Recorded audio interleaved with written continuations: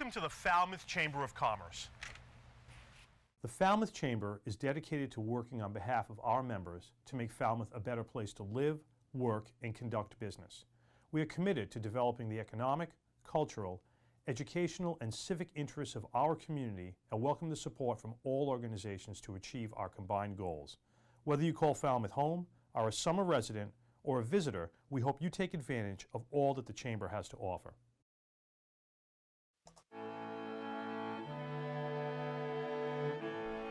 Nestled in a classic New England setting amid 200-year-old elm trees and charming colonial homes, stately sea captains' homes, and charming Cape Cod salt boxes, Shoreway Acres is a graceful blend of Cape Cod's past and present. Shoreway Acres, proud sponsor of Falmouth Community Television. Green Harbor Waterfront Lodging is nestled in a woodland setting on a picturesque ocean inlet. Green Harbor offers a family waterfront vacation. Enjoy our private boating beach with dock, rowboats, and paddle boats, oversized heated outdoor pool, and kiddie pool. Relax in our waterfront and beachside accommodations. 548-4747 or gogreenharbor.com. People think that a locally owned and operated appliance store may not offer what they need. Actually, we have trained and dedicated sales associates, expert delivery and installation, professional repair service, and personal customer service. Plus, we have access to a huge local warehouse with over 6,000 models in stock. Crane Appliance. We call the Cape and Islands home. Carlson Printing for all your printing needs. 508-548-7303 or toll free at 1-800-696-7303.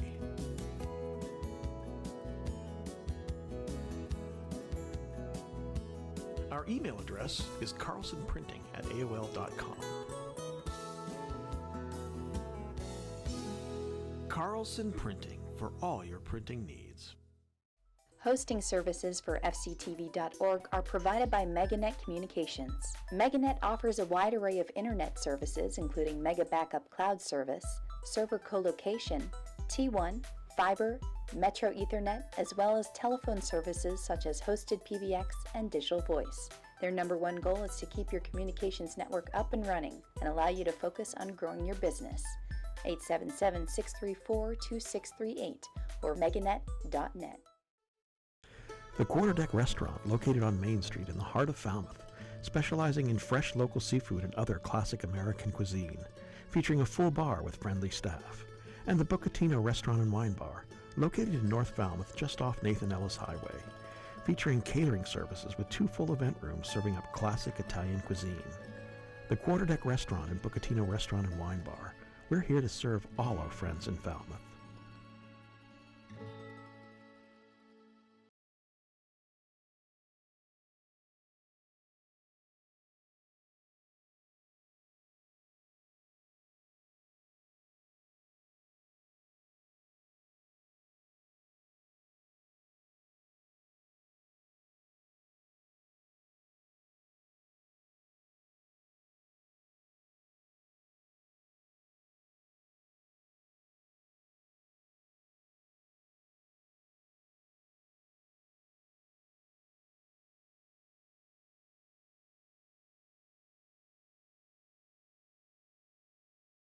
You're good.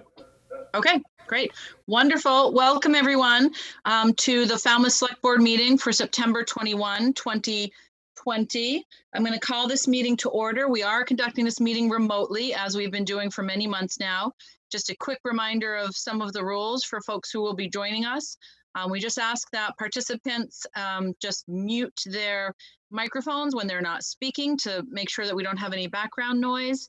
When you are speaking, just make sure you're speaking clearly. And a reminder that if you screen share and share content, we will be able to see, and FCTV is broadcasting whatever is on your screen. So just a reminder for folks to be careful with that.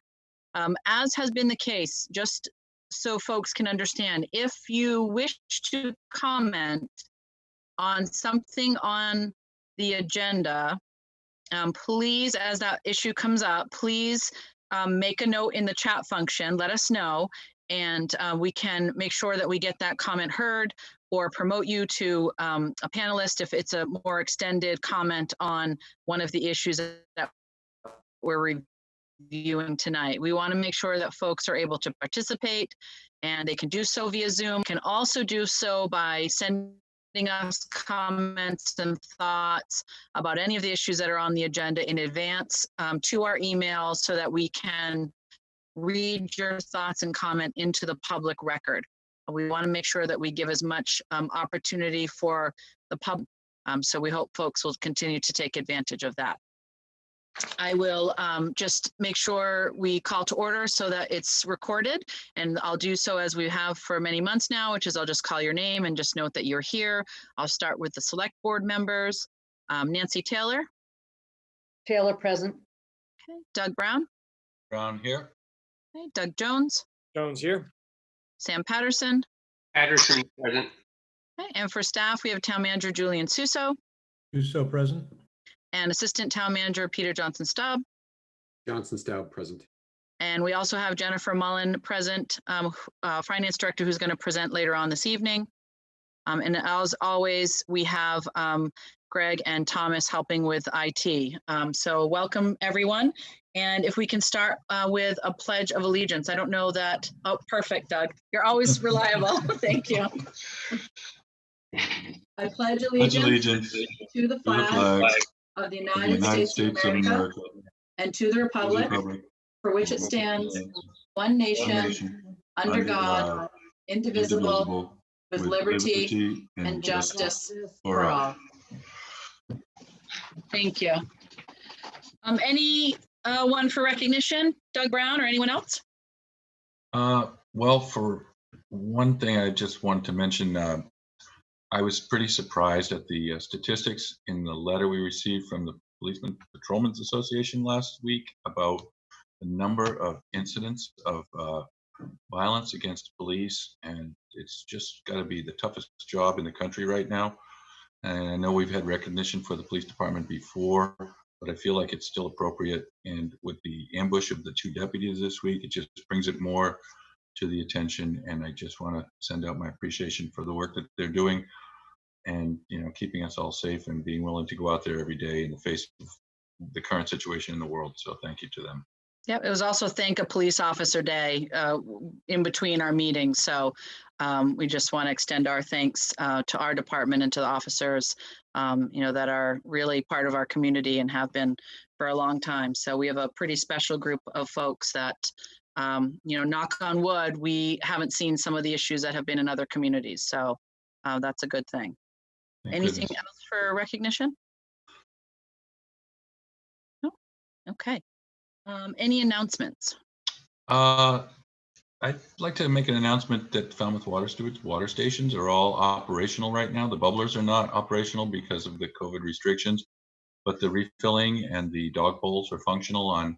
We have 8 stations in place now around town, and we still have a list of more that the water stewards are pecking away at with, the combined effort with the water department. So that's a great collaborative effort. It's really something that's going to be good for us. Great, and that's an important comment to make, because I think there were questions about that at town meeting, and so a good clarification that the bubblers aren't on, but you can fill. Sam?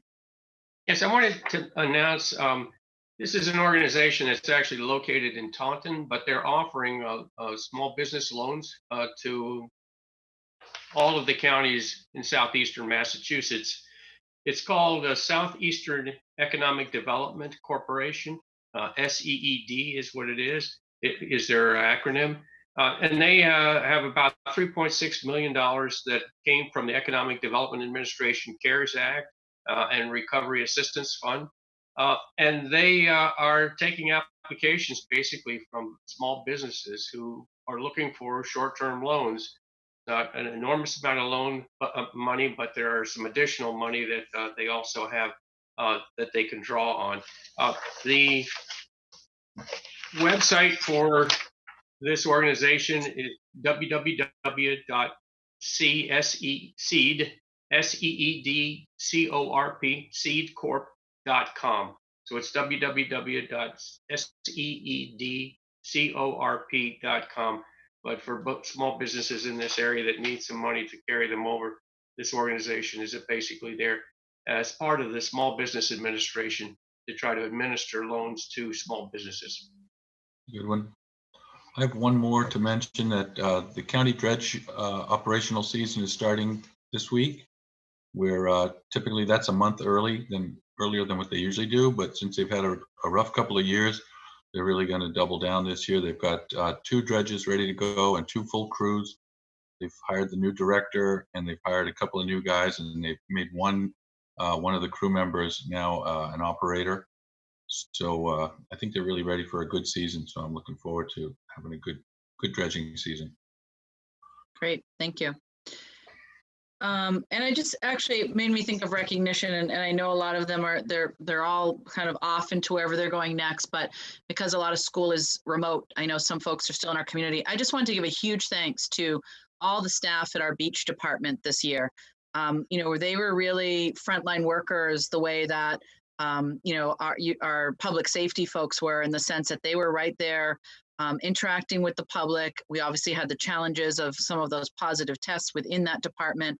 And for a department that's made up of a lot of young folks, they just really handled themselves so professionally, and in the midst of something that is just unprecedented.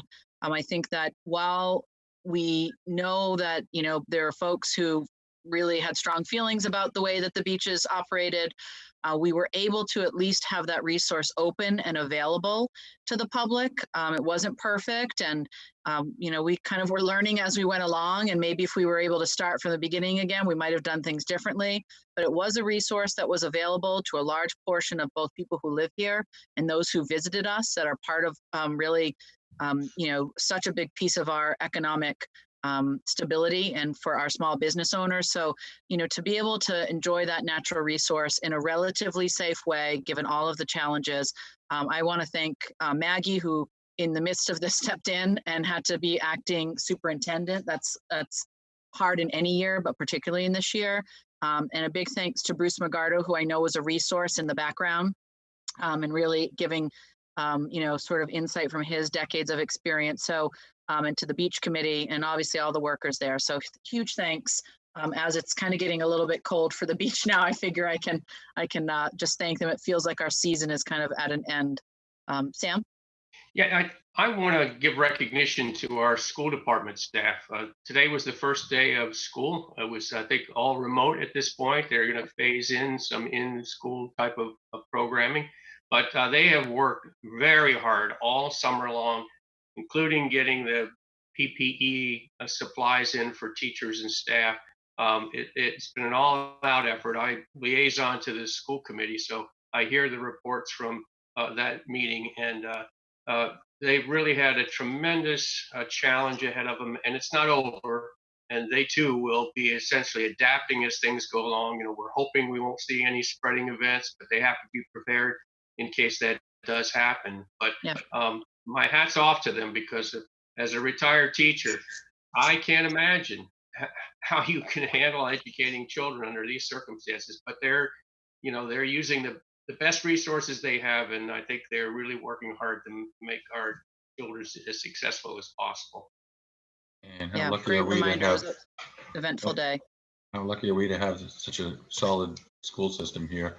My daughter lives in a rural part of West Virginia, where it's very economically depressed, and they also have a high rate of COVID infection. So none of the kids are going to go to school, and a lot of the kids are home with no resources, no MacBooks or anything like that. So it's kind of concerning. I don't know what the rest of the country is doing, but we're very lucky to be in the position that we're in. You're here. Thank you. Great point. Okay, public comment. I don't see any currently in the chat. Yes, okay. So Mary Reither sent us a request to read her letter into public comment. If we could promote her. So for the purpose of reading it, just a reminder as we're doing that, public comment is a 2-minute period of time. where an individual can make a comment about something not on our agenda. And because it's not on our agenda, we cannot respond back to whatever the comment is that you've made. So we can simply hear it and that's it. So I think Mary is the only individual that was asked to be part of public comment. So go ahead, Mary, if you're there. Hi. Let's see, I'm unmuted. Can you see me? Oh, We can't see you, but we can hear okay. you. Oh, there we go. All right. Oh, now we can see you. Gotcha. Okay. Great. Thank you. You're welcome. So this is Mary Ryther speaking on behalf of West Falmouth Village Association. The residents of West Falmouth are grateful for recent town meeting support for the West Falmouth Fire Station, but continue to be concerned by the low number of days the station is actually staffed. By our count, the West Falmouth Station has been partially or entirely unstaffed on 18 out of the first 21 days of September. This outcome is contrary to the town manager's upbeat statements that an agreement with the firefighters union would result in more consistent staffing. Again, the West Falmouth Village Association pleads with the select board to modify the chief's deployment plan and staff all 5 Falmouth fire stations. The continued closures indicate a seeming lack of respect for the safety of West Falmouth residents, and all we can do is hope that a serious event doesn't result in tragedy due to a lack of timely emergency response. Since July 1st, members of our community have found additional factors that contribute to the high closure rate. Again, counter to administration's statement that West Falmouth Station would be open whenever 2 firefighters volunteered to staff it, we now realize that other operational decisions can and do result in closures. Unbelievably, Falmouth has no spare fire engine and has none for over a year. On occasions when an engine from another station is placed out of service for repairs, the West Falmouth engine is relocated to cover it, and West Falmouth Station is closed. We also now know that if the minimum shift staffing falls below 14 during a shift, the 2 firefighters signed up to staff West Falmouth are relocated to other stations, and once again, the West Falmouth Station is closed. To wrap up, we pose 2 questions to the select board tonight. When the 8 new firefighters are hired, trained, and available for duty, will the minimum shift staffing be increased from 14 to 16? We see this as crucial to ensure consistent daily staffing of West Falmouth. Number 2, is there an item in the fiscal year 2021 capital appropriation for a new engine of appropriate size to be stationed in West Falmouth? That's all I have. Thank you very much. Thank you. And I know people always ask, I let her go for 20 seconds longer because the 2-minute mark was right when she was at her question part. So we do have we try to stick to it, but a little bit of flexibility. Thank so you. Thank you. I tried to cut it down. It's okay. Okay. Next, I don't see anything else in chat for public comment. If somebody is just having trouble doing it, if we see it, I will bring it forward. Okay. We have first order of business is vote to affirm appointment of the new water superintendent. Mr. Suso, would you like to direct the conversation? I see Mr. McConerty coming on as well. Thank you, Madam Chair and members of the board. As town manager, I'm asking for the board's consideration of affirming the appointment of Mr. Phil McNulty as the new water superintendent for the town of Falmouth. Mr. McNulty comes from us from a rigorous search process. He is the best candidate coming through that search and interview and reference process. He's currently the water and wastewater superintendent for the town of Stoughton, having been there for the past 5 years, and has a very strong record of professional experience. And we welcome him joining us. We do have Mr. McNulty with us on the Zoom teleconference this evening, as well as Public Works Director Peter McConerty, who was very heavily involved in our search process for the new water superintendent, succeeding Stephen Rafferty, who officially retired from his position as of last Friday. And I do want to acknowledge Steve's remarkable work, which we greatly appreciate. Mr. McNulty is with us and may make some comments, and I'll follow your lead, Madam Chair, whatever you prefer. Great, thank you. Welcome, Mr. McNulty.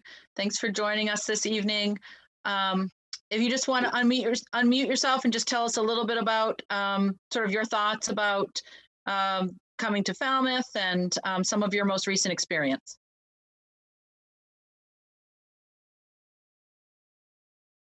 Can you hear me now? Yes. We can. Very good. Okay.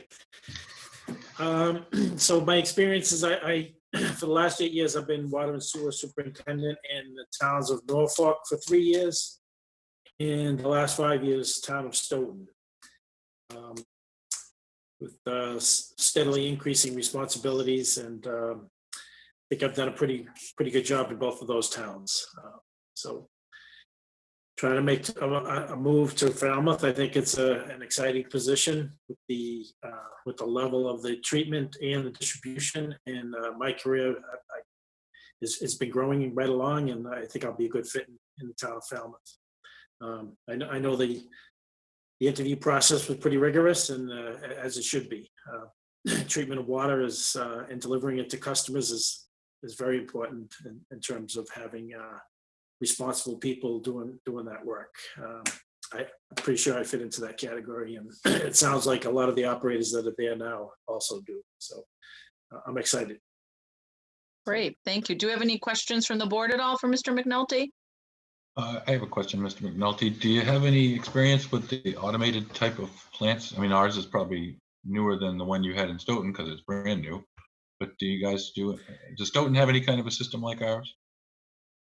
Yes, I think it's a different type of system. I've seen it, but haven't operated it. But it's the system I'm in now is very advanced.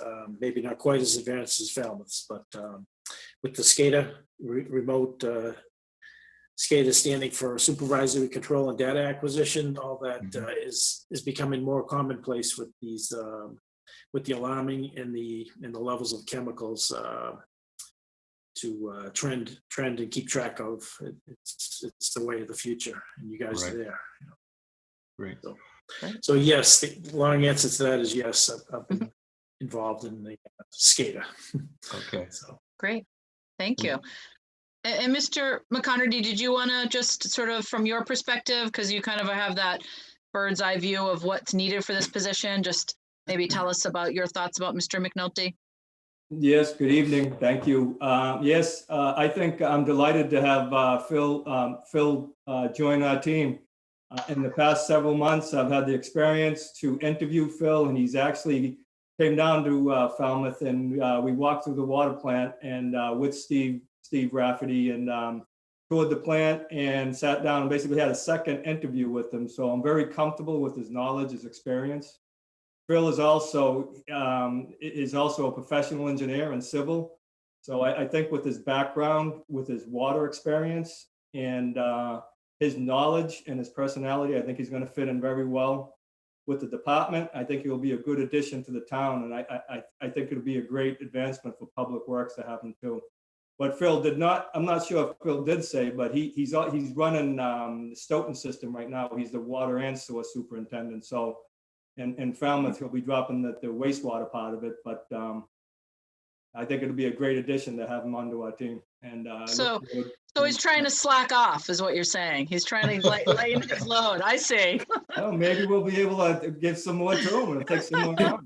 We'll have to come up with something else. No, that sounds wonderful. This is obviously, water issues are big everywhere, but they're particularly sensitive in Falmouth. We just had a town meeting, and there was sort of a lot of talk about water quality and our system. While we have that beautiful, amazing plant, we have a lot of pipes that are still very old. So still some real challenges. And as you noted, delivering safe, clean water is just, one of the primary responsibilities of a municipality. So I'm thrilled to have you come so highly recommended from Peter and from, certainly all the work we saw in your resume.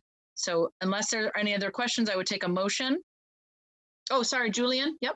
Madam Chair, I just want to note also that Mr. McNulty is currently a resident of Foxborough, so I would be asking the board to waive the residency requirement if you're willing to consider this appointment as well. And how long How long of a period would we be waiving? Indefinitely. Indefinite. We have Will you to ever- lure if him to things wo- Falmouth. If the things work out, Mr. McNulty, do you think you might be looking for a place in Falmouth? Because we really do like to have, our town managers and our department heads being here, drinking the water and, all living in the same place if possible. Being part of, yeah. I don't know Well, how I'll much. certainly do what I can to look around and see what I can afford and that type of thing. And Well, of course, Wait take a- your time to wait get a- settled in and make sure things are working out, of course, but Great. Okay, so with any other questions for Mr. McNulty or for Mr. Suso or Peter? Okay, if not, I would entertain a motion. Yes, Sam? Yeah, I move that we, accept the recommendation of town staff to hire Phil McNulty and that we waive the residency requirement. Okay, do I have a second? I'll second. Okay, I have a motion, a second. Any further discussion? Seeing none, by roll call, please. Taylor? Taylor, yes, aye. Brown? Brown, aye. Jones? Patterson? Patterson, aye. And English Braga, aye. Congratulations, Mr. Thank you. McNulty. Welcome. Welcome Thank you. aboard. Welcome. Thank you. Welcome. Thank you. Good to meet you all. You too. Okay, Okay, next, under summary of actions, we have administrative orders, approve request from citizens for the protection of Walkway Bay to place a dog bag dispenser at the town landing on Sea Pit Road. We had in our packet what this would look like and a description. Any questions about this? Seems like yes, Nancy. Just a quick one. When I read the email, it says, please note, it does not include a waste bin to dispose of the used bags. Could we have it include a waste bin? One of the things that I see, and I'm a dog person, I walk my dogs everywhere. I see bags tied up and left. Right. So I would just ask that they consider putting a waste bin there to dispose of it. I think that would be for us to do, really, right? Yeah, you're Because then asking. we would have to empty it. Yeah, you're asking a volunteer group to constantly keep up with it, and what do they do with it? But in the picture that they provided there's actually waste bins right next to the. Oh, I do see those. Good point, So Sam. I don't know whether that's something that will continue throughout the year or whether that's for summer only. But there is at least an opportunity to continue handling waste there. I think it's a good practice in the town anyway, because it encourages people to not litter or to pick up litter and move it to those waste bins. And if there isn't a barrel right there, that's true. They just set the bag at the bottom of the post, assuming somebody's going to come along and clean it up. Right. Happens out in BB Woods, and there's a dumpster right in the parking lot, and the post is right there, and they still leave the bag sitting there until some nice person comes along and picks them up. That's just frustrating. It is. But I understand. Yeah. So I'm sure that they can sort of maybe follow up on figuring out what comes next. I do see those trash barrels there, but any being other that- questions other than that concern? Yeah. Julian? Madam Chair, and if we could just include in your consideration that they would coordinate with the harbor master and certainly with Public Works as far as refuse in that regard. Great. Location with the harbor master, I think. Great. Thank Okay. So subject to those conditions, do I have a motion? So moved. Okay, a second? I'll second. Okay, any further discussion? Seeing none, by roll call, Taylor? Taylor, aye. Brown? Brown, aye. Jones? Jones, aye.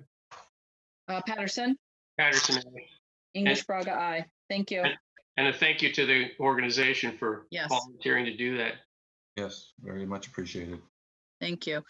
Next, we have a vote to approve proposed changes in the 2021 shellfish regulations. Mr. Suso, did you just want to, or are we going to have? I believe we have a presentation coming. Okay. I'm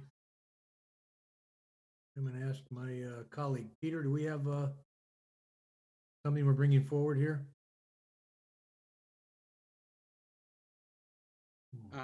I am not aware of a presentation for this. Okay. I didn't see, I just saw the draft of it. I'm just trying to see, I don't see our shellfish warden. Well, I think I they've can certainly highlighted bring all up the the, regulations on the screen Yeah. if that's helpful. they've Yes, highlighted all the changes for us, so They yeah, did. Yeah, if we could do pretty that. simple. yep, that's fine. So why don't we go through and I'll just note what the changes are for the public, okay? And then we can vote it. So second paragraph, between October 20th, 2020 and March 31st, 2021, both dates inclusive, commercial harvest of oysters shall be limited to no more than 2 level town approved containers per day. Commercial no. fishing, I'm sorry? Sorry, day? I'm sorry. Oh, no, it's, but, commercial fishing is allowed on Tuesdays, Thursdays, and Saturdays only. Culling of seed oysters from the shells of adult oysters must take place at the harvest site.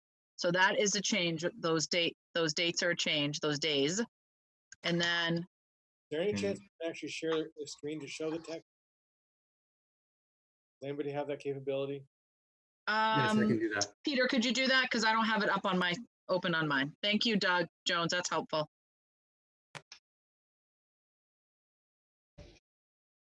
Perfect. Okay. Thank you.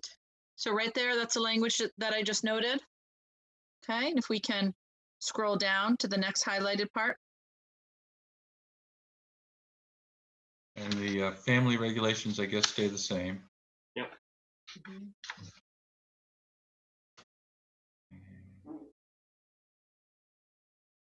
I think that's really the only substantive change. No change to Other- the scallop, commercial Right. scallop regulation. Okay. I would move to accept the regulations as been presented with those changes. Do I have a second?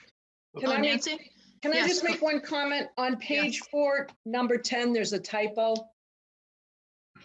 All base scallops should be taken from Falmouth water, shall be landed in Falmouth. Okay, Just a typo, that's all. Yep. great. We'll fix that. Patterson, second. Okay. Any further discussion? Motion and a second. All those in favor by roll call, English Braga, aye. Taylor, Taylor, aye. Brown, Aye. Jones, Jones, aye. Patterson. Patterson, aye. Great, thank you. All right, next we have vote to accept donation in the amount of $2,000 from the Clam Man to Falmouth Fire and Rescue. What a really generous donation. Mhm. Certainly with gratitude. Do I have a motion? Move, we accept. Okay. Patterson, second. Okay, all those in favor? Taylor, Taylor, aye. Brown, Brown, aye. Jones, Jones, aye. Patterson. Patterson, aye. Great. Thank you very much to folks at the Clam Man. Really generous. Very nice. Megan, Good neighbors. Megan, Yes, good seafood and good neighbors. Megan, Next we, oh, I'm sorry. Go ahead, Doug. you need to vote. Oh, English Braga, aye. Thank you. Sorry. All right, next we're going to affirm past letter of support for EDIC grant initiative. This is one of those issues that kind of fell in between our meetings, but had a time-sensitive nature. So, Mr. Suso, could you just sort of run the what was sent out by the select board, or just set the stage? I think you have it in your packet. You can see, but for the public. Certainly, Madam Chair, just in general, this is a grant request that was received from the Economic Development Industrial Commission staff for technical assistance proposal to the state. And it's to Mass Development, and it's called a Real Estate Services Technical Assistance Grant. The application was transmitted on Friday, September 4th, given that deadline for call for proposals. It includes a request for $50,000 in state grant funding to be supplemented by the EDIC's pledge to provide an additional $25,000 in in-kind services. And this is for the stated purpose of developing a comprehensive plan for the existing 3.14 acre site of the Falmouth Station Depot.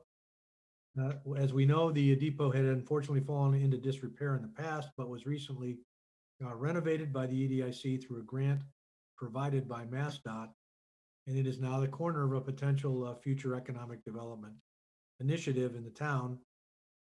And we certainly support the efforts of EDIC to take the next logical step on planning improvements for that site, which include economic development and potentially also, I understand, affordable housing.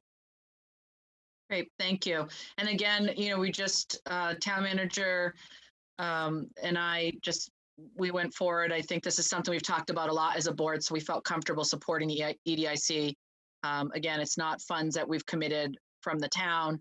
It's a grant that would then be matched by the EDIC. So we wanted to make sure we were able to support their efforts, and there was a time constraint with that. So we would just like to be able to have this board affirm that past action.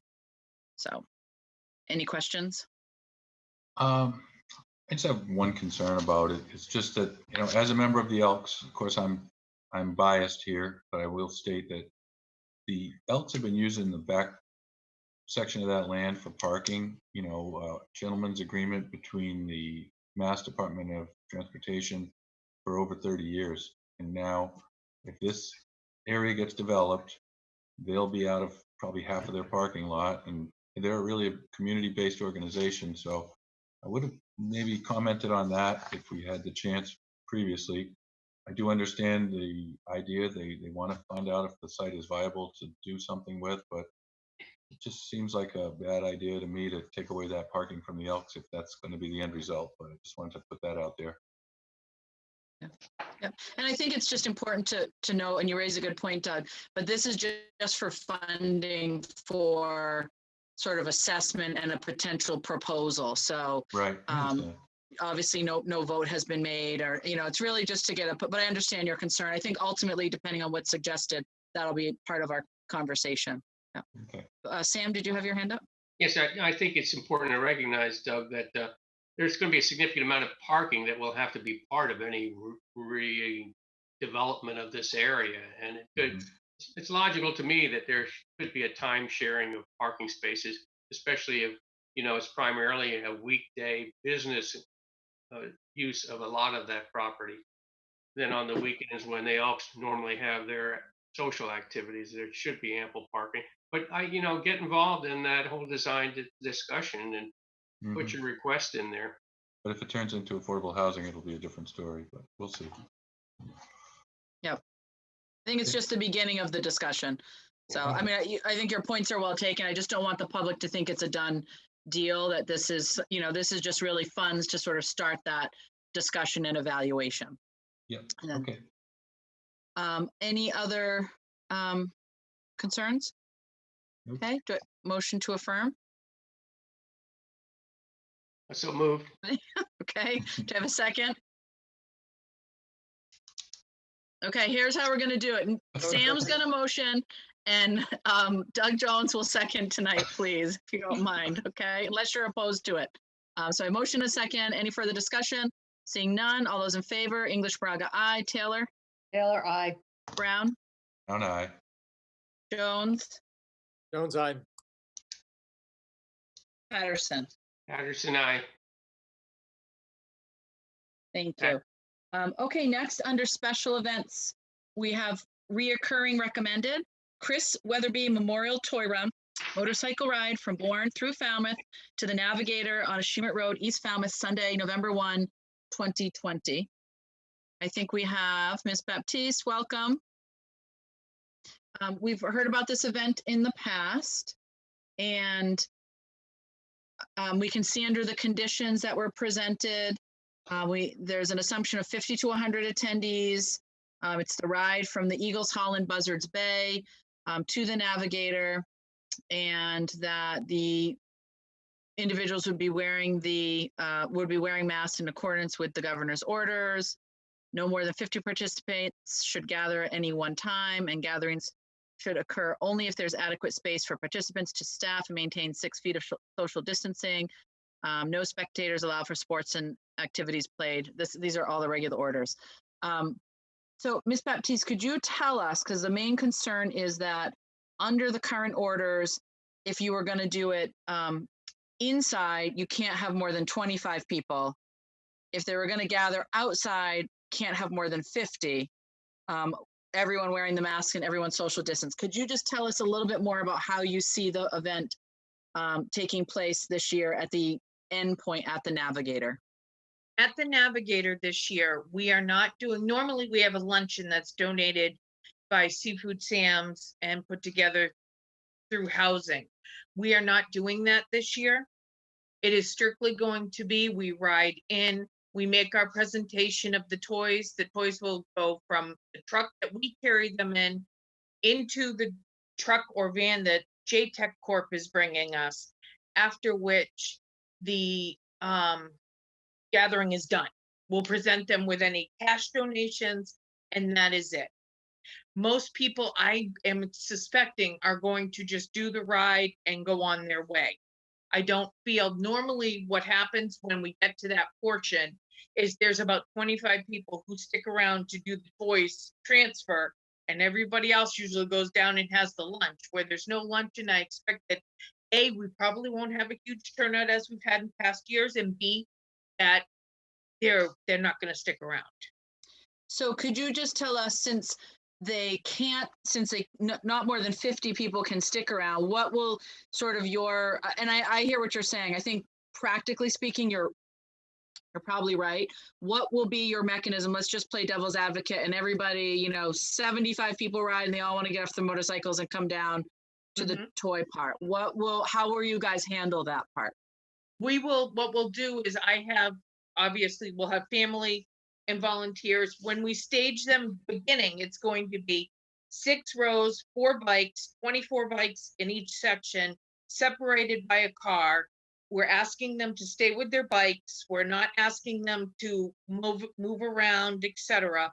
We'll have 3 tables for registration with markers of cones that we can put up, or some other sort of marker with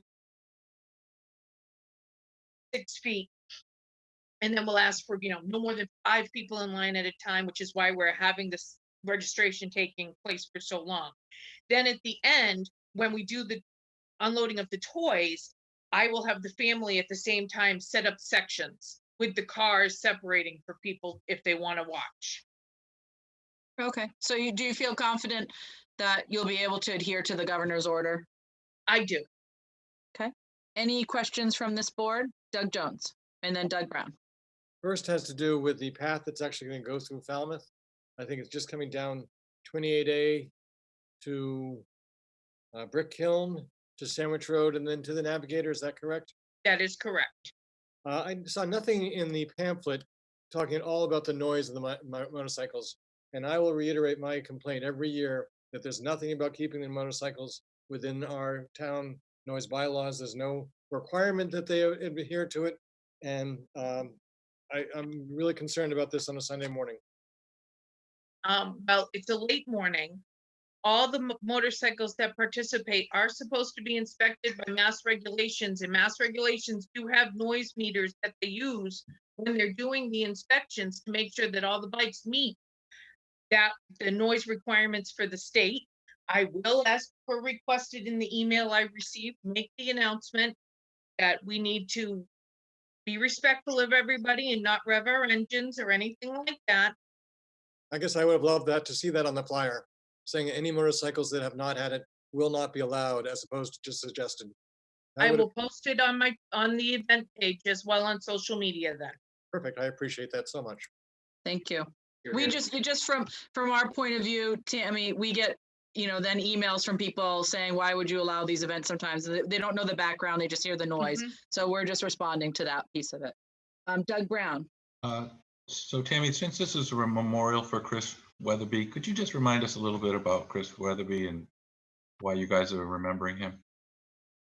It's actually Christina. Oh, I'm sorry. Everybody called her Chris. That's right. That was my mother. She started this ride as a member of the HOG group, the Harley Owners Group. Well, she didn't start this ride, I shouldn't say that, but she worked on this ride for about 14, 15 years prior to her passing. And when she was diagnosed with cancer in 1999, and they found out that it was terminal, the Harley Owners Group asked to rename the ride in her memory. Then the once the Harley Owners Group decided that they were going to not sponsor us anymore, our family decided that this was too important of a donation for the Cape Cod families. So we decided to continue it on our own. Thank you. Appreciate that. Yeah. Sorry about Great. your mom. But you really, what a long legacy. What a beautiful legacy. So It's been 21 years that we've been doing it in her memory. yeah, makes a lot of holidays wonderful for a lot of kids and families. So And especially this year, I've been in touch with the Housing Assistance Corporation, as well as many, the JTech Corporation, and they said the need is astronomical this year.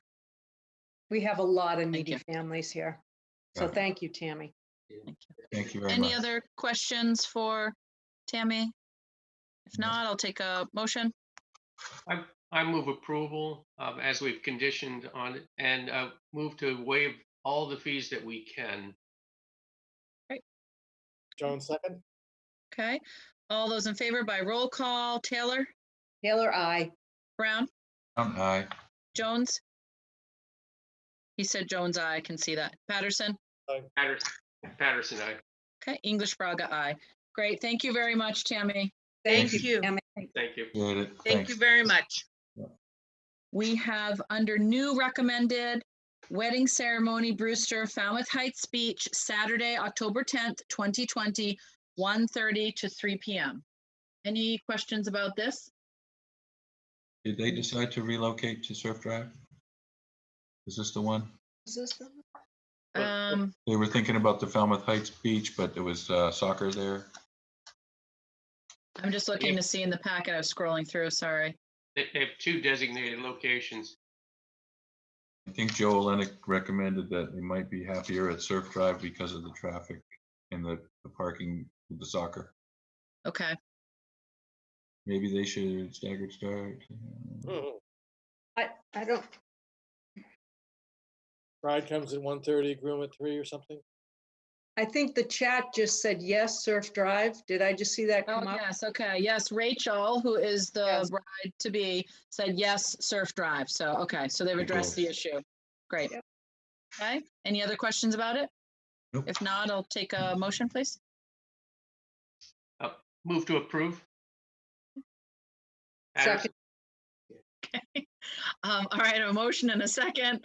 All those in favor by roll call. Taylor, Taylor, I. Doug, Brown, Brown, aye. Jones, Jones, aye. Patterson, Patterson, aye. English Braga, aye. Great. Thank you. And now we have a second wedding ceremony, Saucier, Old Silver Beach, Saturday, October 17th, 2020, 4 to 6 p.m. And I think on this one, we didn't have, No conflict. yeah, I'm just looking to see if we had any concerns. I don't think that we did. Move approval, Patterson. Taylor, second. Okay. All those in favor by roll call, sorry, motion and a second. Any further discussion? Seeing none. Roll call, Taylor, Taylor, I. Brown, Brown, aye. Jones, Jones, aye. Patterson. Patterson, aye. Great, thank you. Okay, congratulations to both of those brides and grooms to be. All right, next we have our update on current COVID-19 issues. If we can, do we have, yep, here's Scott, okay. We'll hear from our health agent, Scott McGann. Hi, everybody. Hi, Scott, how are you? Good. You hear me okay? We can now, yeah, you're a little quiet for a minute, so. Okay, so I don't think we've had a great couple of weeks. Our official case count as of today is 264. Last 3 weeks, we've been averaging 5 to 10 cases per week. Now, since about early June, except for 1 week, we've had 10 cases or less every week. Our good weeks have been 0 to 3. Our not so good weeks have been 5 to 8. And we've been averaging, so I guess in late August, we were at the 0 to 2 a week, and then we have now in that 5 or 6 weeks. So it hasn't been a great couple of weeks. We are still in the green. If you remember the chart we talked about, gray is less than 5 cases over a 14-day span. Green is less than 4 cases per day per 100,000 population, which for us is about 1.3 cases per day or less. So we are still averaging that. We were 12 cases. So put in perspective, on August 20th, we were 5 cases. August 27th, we were less than 5 for a 14-day period. The same carried over to the first week of September. Our percent average incident rate per 100,000 was below 1. We're at the 2.5 to 2.7 now in the last couple of weeks.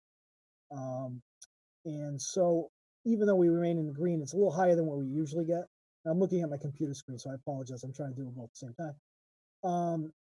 So we're still solidly in the green. We're not averaging 1.3 cases per day, but we've had cases pop up over the last couple of weeks that have made us a little higher than I like to see. The state average is 4.6 per 100,000, so we're still roughly half the state average. But for us, I like to see us in the gray, obviously, and be that, the below 1 as opposed to, 2. The percent positivity has remained under 1. I think we're 0.76 last week. We're at 0.3. So we're on a higher trend, but not, a real high number compared to the rest of the state. Over the last week or so, Julie and I, we've interviewed and hired a public health nurse, 16 to 24 hours a week to help with COVID, especially as the schools are coming. The school themselves hired a public health nurse to work directly with their nurses as a COVID coordinator. So we've been doing weekly calls, or even probably go twice a week, between the nurse that I've hired here for the health department, myself, the VNA, the school admin, the school nurses, and the public health nurse. Well, the public health nurse in the last meeting only. So, just working through scenarios and working through how the phone calls will happen as things arise, if they do or they don't, when school comes in person. So that's kind of the thing that we've been working on a lot in the last week or so. But in terms of the cases, I like to see them get lower. They're not necessarily any one particular thing. They're a couple households here, a couple households there. Looking at my note. A couple of them are from a long-term care, but the test was done in Minnesota. I think what's happening is a couple of our cases actually belong out of state. That happens like quite a bit. We get cases that come in that doesn't make any sense because the test was done in Rochester, Minnesota, at the Atria in Minnesota, but counted as towards the Atria in Falmouth. Doesn't make any sense to us, does it? I doubt there's somebody commuting back and forth that far. So we get kind of that stuff that does happen. So the case count, I actually think it's more like 240 in the 42 range, not the what would I say, 64. So I think it's somewhere around 62 is more accurate. But those cases do come off and on as the contact tracing goes. That kind of stuff does happen. So we're still in a good place. It's just I wish I would see it to be, a little bit lower. And sometimes what happens is if you got 4 or 5 people in a household, it can go through that household, and then you end up having several cases from one incident. So that's kind of where we are. I guess the other thing I'll add is before you guys ask questions is flu clinics. There's going to be a lot of demand for flu shots. Although the data in Australia show that there's been the lowest flu incident rate in any winter they've had in recent memory, which makes sense if everybody's wearing masks and socially distanced, it's going to help you with the flu. But the demand for flu shots will be higher. I'm already getting a lot of calls. The schools have to do it by the end of the year, school-age kids. So right now, this Saturday from 8 to 12 in Barnstable County Complex, where the courthouse, the registry of deeds, the old jail is on 6A, I'll be up there. All the health agents will be doing a mass drive-through, no appointment needed clinic from 8 to 12 on Saturday. That's going to have both the double dose for those over 65 and the regular dose, which is the quadrivalent. So that's the first clinic coming. What about for kids, Scott? Does that anybody over the age of 6 months? Can kids go to that? Yeah, anybody over the age of 6 months. Okay. If you're over 65 and you want the double dose, the high octane, you can get that there as well. Okay, there's no appointment necessary. There's also going to be a need to do a clinic in Falmouth, so I'm working with the VNA. I'm not tentatively scheduled for October 26th, but I don't like to post it until I actually have the vaccines in hand. I don't want to schedule something I can't deliver, if that makes sense to everybody. I know that Shaw's and Stop and Shop have already run out, so there's a little bit of difficulty getting them. So I working with the VNA. the thing is wondering what we're going to get. On a normal flu clinic year, we do about 125 to 140. So if I order that much, I probably won't have enough. If I order 1,000, I don't want to have too many. Okay. So that being said, I think what we're going to do is we're going to do a drive-through flu clinic by appointment. So we have a good handle. If we do an early appointment, we can get a handle on how many vaccines we need. That'll be our initial one, probably sometime in October. And then we'll have to work with the schools. And I like to do that maybe later to kind of catch the stragglers who may not have been able to get a shot maybe by the pediatrician or not. So that's sort of coming because, you know, we don't want to have the hospitals or confusion, you know, over whether it's the flu or COVID, right? So one of the big problems with, you know, like with the lifeguard situation, you know, what's it's hard is managing all the phone calls. And we had a lot of calls where people who said, I went to that beach and I'm afraid I got COVID from the lifeguard. We know that that's not a likely scenario, but it's a call and it's a call you have to manage. So, you know, if we're managing flu symptoms and they're actually flu cases, it takes a lot of effort to kind of make sure it's not COVID, right? So we encourage everybody to get a flu shot. We just got to make sure that we get it, you know, enough shots out there. Obviously, the normal way you get a shot, if you get it every year from CVS or Dr. Lee or however you normally get it, it's where you should go get it, your pediatricians. I'm trying to wait maybe for the kids, the child one, you know, school focus one to be later in the season to try to catch maybe later on. Is if, let's say, I don't know if the pediatricians are going to run out in November. That I don't know, right? So maybe having it in December might make the most sense of having it later in the season to catch those that need to get it by, you know, 2 or 3 weeks later. That makes sense. So that's what I have for an update. You guys have any questions? Great. I saw Doug Jones had a question. Of the, I guess 12 to 15 cases in the past 14 days. Would you say any of those are kids who went off to college and we reported Falmouth cases? They may be, and they should be taken off because there has the state has said that all the college cases should count at the college location, not at the parents, which makes total sense because you won't know if Boston College has got an outbreak if everybody's sending it over to wherever place they're coming from, right? It used to be the other way, right? Where it should be is where it should be. But it used to be that if your residency was where it was, so I'm glad they've cleared that up. Yeah, but I've still seen some come in where I see the test was done at Providence College, or I've seen the test. So I'm still seeing that, but I don't know necessarily whether the state's catching it. Because when we see that, we send that to the state to be contact traced because it's a lot easier than the local VNA doing it. So I haven't seen that necessarily get changed, but that's the way it should be. Is there any evidence that some of the other cases were contracted outside of Falmouth and brought back?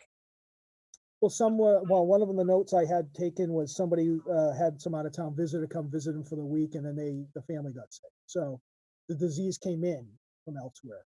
I got some that were associated with being a healthcare worker, right? So there's at risk there. I got one that was from a gym, not in Falmouth, that happens to live in Falmouth. So those cases went from another town, shifted over to us last week, and that kind of stuff happened. All right, thank you. Could you talk a little bit about, I know I had some folks email me about some of the cases that for employees at the Steamship Authority. And just, you know, can you just give us a status at all? And is that sort of run its course to what you know? Are we still seeing a growth of numbers? Can you just, some people have raised concerns about it. Yeah, well, I mean, it would, I don't want to say it was necessarily violating HIPAA. But it, you know, it does move within the household once a household member gets it. So that may be, so those are related to Steamship, but not from an active employee type of thing. But no, I haven't seen a lot of things necessarily coming down from that, like general public, you know. Okay, somebody like, I took that particular boat and I got sick from right. No. Right. I think the staff that mostly had it were at the pilot house anyway, from what I've been told. Okay. Yeah, that was the question that people had asked me, you know, just in general about sort of, you know, was it kind of generally out there on the boat? And so I just said I would ask. According to the Steamship, I think they were not ones that dealt with the general public. Okay, great. Thank you. Any other questions for Scott? To comment, if I could. Go ahead. Yeah, of course, Doug. And then Julian, Scott, I see you. I agree with you. I would like to see the numbers lower. And I'm an optimistic person, but I was really expecting our numbers to be higher. 2 reasons were a tourist community and a port community. in the poor community part, we got a lot of people coming through here from cities trying to get to the islands. And I'm really surprised that our numbers have stayed low.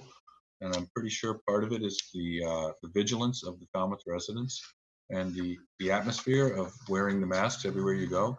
When I go to work in other towns and I go to parts supply stores and stuff, a lot of people aren't wearing masks. It's just, it's a whole different atmosphere. And I think our town's really taking it seriously. And I think that's the reason why we're doing well.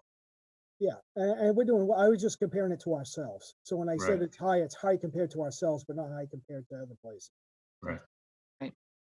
Right. Julian, did you have a comment or question? Yes, thank you, Madam Chair. Members of the board, while we have Scott with us, thought it'd be a good opportunity to acknowledge that after a long search, we have a new assistant health agent as well. Maybe Scott, you could make a few comments about Sherry joining us. Yeah, well, I don't know why she wants to do this for a living, but she wants to do this for a living. She could be watching. Yes, it's a career change for her. She's really, really, really wants to be one, and attitude and personality go a long way in my world. So, I can teach somebody what the difference between a septic tank is and a distribution box, or how to do a housing or a pool inspection, but I can't teach his personality, right? So I hired the best person I could find for the job, and she started a couple of weeks ago, and see how it goes. Excellent. Great. Glad to have somebody in there to help you. Anything else for Scott? One thing, Scott, and I'll just put it out there that I don't want any comment on it now, but I do hope that we can sort of talk about it in an upcoming meeting, is just a little bit of a debrief about town meeting. We've gotten a lot of feedback about town meeting. So maybe just, at one of our upcoming meetings, just get your thoughts on it. And just as we plan for November, to continue to sort of get your thoughts on, on what options are available and where we go from there, just from a health perspective. But I won't put you on the spot now, just something so that folks know that maybe on our meeting on the 28th, we'll kind of touch base on that a little bit. Sure. Thank you. Great. Thank you very much, Scott. We really appreciate it. Thanks, Scott. Thank you, Scott. Next, we are going to discuss the MAA RNG machine gun firing range at Camp Edwards. Mr. Suso, this is another issue where the deadline for the public comment came in between our meetings. And so we felt very strongly that, we had a lot of feelings about the fact that we were getting a lot of comments from the public with concerns about this proposal, and that the board the town in some capacity should at least make some statement. And we really took the lead from what we were getting by way of comments from the public. And we sent a letter out. I know the board saw it, but we did send it from the town manager. I think my name was on it as well. And Doug Brown. Yes. Yeah. So because Doug and I could speak without violating open meeting law, because it's not a quorum, we worked with Julian to put something together to really, on behalf of the town, at least put our sort of stake in the ground about our concerns that we were hearing from constituents. But we did, as soon as we had our first meeting back, I think the comment period ended on September 9th or something like that. So it was really a complex time around the holidays. Then we had town meeting. So we wanted to put it back on the agenda and really discuss it. So Mr. Suso, do you want to just add anything to that? Well, thanks, Madam Chair. Just in general, as you noted, in the packet is a copy of the letter that I directed on behalf of Chair and Vice Chair of the Select Board, and that the board has in front of you this evening. As you'll note, we requested that there be an expanded public forum for discussion of this, particularly during the pandemic circumstances. It makes it difficult to be on top of and track this, and that a forum would be in order. Also in your packet is information that had been provided by the Army National Guard through their respective website on the environmental impact process. They issued a tentative finding of no significant impact, as the board has seen. and gave some of the justifications for that and the details. It's on their website and also part of your, included in your board packet. And I wanted to also note, Madam Chair, that I also invited a representative to join the board for your meeting this evening and potentially make a presentation or make comments. I did get a response back, which I had forwarded electronically to the board, and I'd be happy to read that, Madam Chair, if you'd like me to. It's a fairly short response. Please. It Yes, is from, please, go ahead. Okay, it is from Matthew Porter, Commander of the Massachusetts Army National Guard at Camp Edwards. It says, thank you for the invitation to be part of the Falmouth Selectmen Board meeting. Unfortunately, the Massachusetts Army National Guard will not be available during that time frame. That being said, we will be presenting and distributing a robust information product in the next few weeks that will answer the relevant questions we have received regarding our range project. We understand the eagerness to discuss this project, but we want to be sure we capture all the important questions and answer them in a thoughtful and succinct manner. As always, thank you for your continued support. And he mentions have a great weekend. This came in last Friday, September 18th in the afternoon. I'll just mention, Madam Chair, I responded that Colonel Porter, we anxiously await your information product and continue to encourage a public forum to fully ensure that all questions and concerns are appropriately received and addressed. And of course, I copied members of the select board with that email as well. So that is what we have officially from the Army National Guard. And certainly, as all members of the board are aware, we have received a fairly significant number of emails and concerns raised for potential impact on groundwater resources, given the sole source aquifer and related matters. Also, the proposed clear cutting of 200 acres of wooded area in the Joint Base Cape Cod. So that is what I have, Madam Chair, and I'll be happy to transmit anything further in addition to the letter we've sent already, if that would be the board's desire. Thank you. Any comments from the board? I have one. Go ahead, Doug, and then Nancy. So in reading the information provided in our packet, it's kind of concerning to me that this review and this process has been going on for 2 to 3 years. And we have the base leaders come out to us every year and give us an update. And it's unfortunate that we had to find this out by a clip in the newspaper instead of at least a letter to us. And it's also unfortunate now that the entire environmental impact review is completed and they've basically got a green light to go ahead. So it's probably going to go ahead and happen without much input. And I find that troubling, given the fact that that base has so much already cleared space that's being unused. And now we're going to go and clear another 170 acres of deep forest, which, you know, I know it's a military reserve, but it's also a pretty important natural resource.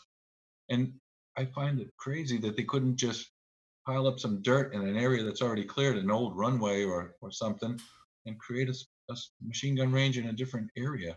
So I wish we had a chance to comment and put some input to it, but it seems like it might be a little too late. Nancy, and then Doug Jones. You're muted, Nancy. That's okay. So I went online and researched this a little myself. And what I saw was that, and I just want to have it confirmed, on March 19th, 2020, the state reviewed a notice of project change that they were doing. And one point in that project change was that they were going to swap land from the Water Protection Reserve with the same amount of acreage from the cantonment area. And so my question was, does Falmouth get drinking water from that Water Protection Reserve? Sam? Yeah, I know I've heard this mentioned in some of the discussions about the aquifer and its recharge.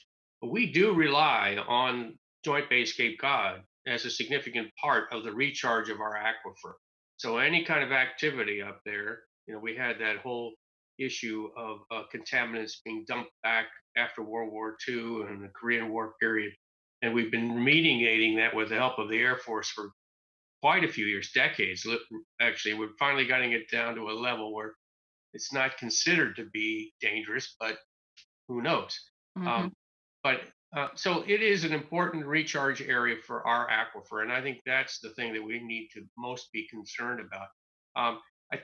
When I read information that was provided that what is it called, transfer of development rights sort of suggestion, they were going to actually create an equal amount of forested area associated with the Crane wildlife area, which is just the northern part of Falmouth. How do we, how do we get some confirmation that that in fact happened? And is it the same kind of stand of mature wooded area where it's not being used for other uses that could contaminate the aquifer, at least to some extent? And others, I agree with you. I think it's a significant question, and we deserve some answers as to how that's going to be handled. And I just also want to go back and comment on what Doug Brown said, because it felt the same way to me, that this is rolling forward. And being new, I wasn't sure how much input we had into this, but it feels like it's just marching forward. None. I really, just to speak to Doug Brown's point, and then Doug Jones, I echo his disappointment in the many conversations where we have very thorough updates on stakeholder that has, has sort of an installment on the base. This hasn't been something that we've ever heard about. And we are still dealing, the water contamination is not gone. We still have PFAS, we still have emerging contaminants that we don't know. We had a presentation on that. We're not quite sure what's going to come down the road from as it pertains to those particular chemicals that are very significant and have been shown to have really significant health consequences. So I don't think that everything's tidied up there. We are still, as a community and the surrounding communities, dealing with the fallout from that contamination and this, any, risk of contamination. But, what we don't know today, we know down the road sometimes is, something that we should have avoided. So, I know a lot of our folks in town have raised those issues. So, Doug Jones.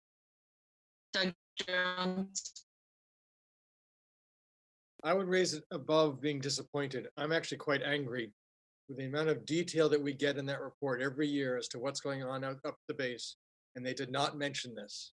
I just think that that is a real affront to the relationship that they're trying to establish as being good neighbors of ours, to not tell us that they were thinking about doing this. And if the research they've been doing has been going on long enough for them to get this far in the process, they clearly knew the last time they came to us that they were planning on it. And I'm really quite angry that they have done this to us.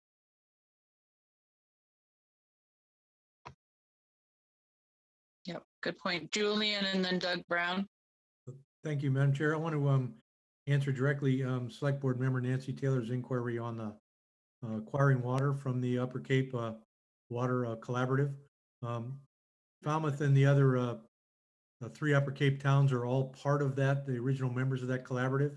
And we indeed do purchase water every summer from that source to supplement our other water sources. So the answer to that is yes. Thank you. And Doug Brown. it's a sole source aquifer, and they're on the top of the lens. That's the highest point of the bubble of water, if you will. And whatever goes in there is a problem for us. And I don't know how much better copper is over lead. Apparently it's better, but when I use copper flashing on a roof, when the rainwater comes down and washes it out, the wood shingles underneath that copper are all kind of bleached. So there's an effect of copper with water. It is a reaction, and I don't know if it's good or bad, but I'd like to learn more before it happens. Thank you. And I'm just getting a note from Peter that my audio is breaking up a bit, and so with this board, how would this board like to proceed? I think we have several options. We could certainly try to reach out to our representatives, our legislators, and I know we copied them on that letter, but we could lean on them a bit more to help kind of bring this conversation to another level where we can get some input. I understand, I felt a little bit like we were getting the weak blow off with the response to our letter by saying we just sort of want to wait and have, I don't know, one conversation. I do think we really do need to have someone come before this board so that the public can have an opportunity through us to ask questions about this project directly of the individuals who are, sort of involved in it. Well, I would also suggest that we might partner with other organizations like Sierra Club, Conservation Law Foundation, and our neighboring towns to see how aware they are. And it may come to the point where we might have to intervene with legal action to get a voice in this. I hate to say that, but it's a possibility. It's pretty far along. Is this something that we, so as a board, do we want to continue to push on those fronts? Are there perhaps maybe two board members or a board member who would want to be a point person to kind of do what Doug is saying, maybe reach out to some organizations or other communities and to work with Mr. Suso to kind of continue staying on task with this? I'd be willing to do that. Doug, do you want to, Doug Brown? Yes. Okay. Is the board comfortable with, just so that we can move in a more timely and nimble manner and just follow up on those? And then Doug, you can kind of report back to us. Right. Okay. Mr. Suso, does that seem like a? Yeah. Absolutely, yes. Yeah. Thank you, Doug. Sam? Does anyone remember when they usually come to us? I think it's in winter. I'm also surprised it feels like they were just here, but it clearly has not been since February. Right. So coming up within the next 1, 2, or 3 months. Yes. Yeah, maybe we can find out when that is, Mr. Suso, and have it on, just continue to push on this. So Doug, you can kind of update us on where that's at. Okay.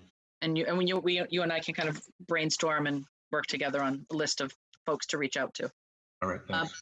Sam and then Julian? Yes, is there a way we can get that full environmental assessment report? Oh, yeah. You can go right online and get it. Yeah, it seems like we should be taking a look at that to see if there's any snakes in the grass, so to speak. It's sort of an internal, it's sort of an internal environmental report. So it's not really like the Conservation Commission in Falmouth is reviewing it. I don't know. I'll have to look into it more before I should really comment. Great. But maybe we can circulate that when we pull it up. Maybe we can circulate that through Mr. Suso. Okay.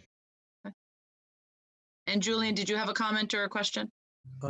Just a comment that we'll double check on when they normally have come in the past for a presentation. My memory is it was late summer, early fall that they've done that in the past. So I'm wondering whether that is being left behind this year. Not sure. We'll see. Okay, so we can follow up on that. Thank you. I'm gonna go get water. So Doug Brown, could you just start the next, I'll read it. Request for a sign variance for the supporting structure of a sign at 187 T-Ticket Highway for Green Ocean Car Wash, Matt Anderson of Kiwi Signs. The supporting structure exceeds the total of 8 square feet to be considered incidental to the sign area. If you could just direct Mr. Anderson through his presentation, and I'll be right back if you don't mind. Okay. Yes, certainly. Welcome, Mr. Anderson. Are you on the line? Oh, I am here. Nice to see you. Good evening. Will you be joining us with video or just on the phone? I'm trying to figure out how to do it. I thought I was. I'll start. There's a button. There we go. There you go. Great. Okay. So we have your application, and I see, according to the application, you say the sign meets the code, but the base does not. Is that correct? That's correct. So the sign itself is within the allowed 16 square feet, and the supporting structure is 3.38 square feet over. Now, and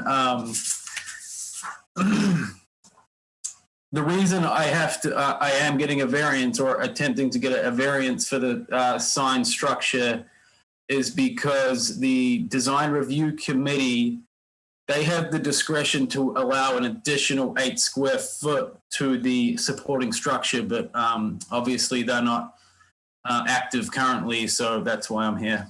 Right.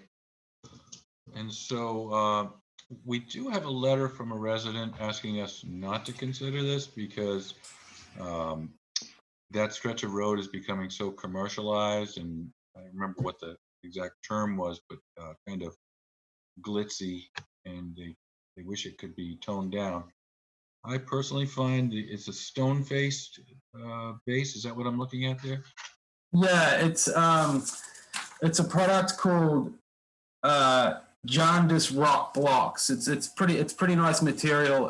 They're putting it, they're using the material on the base of the building itself too. So we just tie it in and make it look,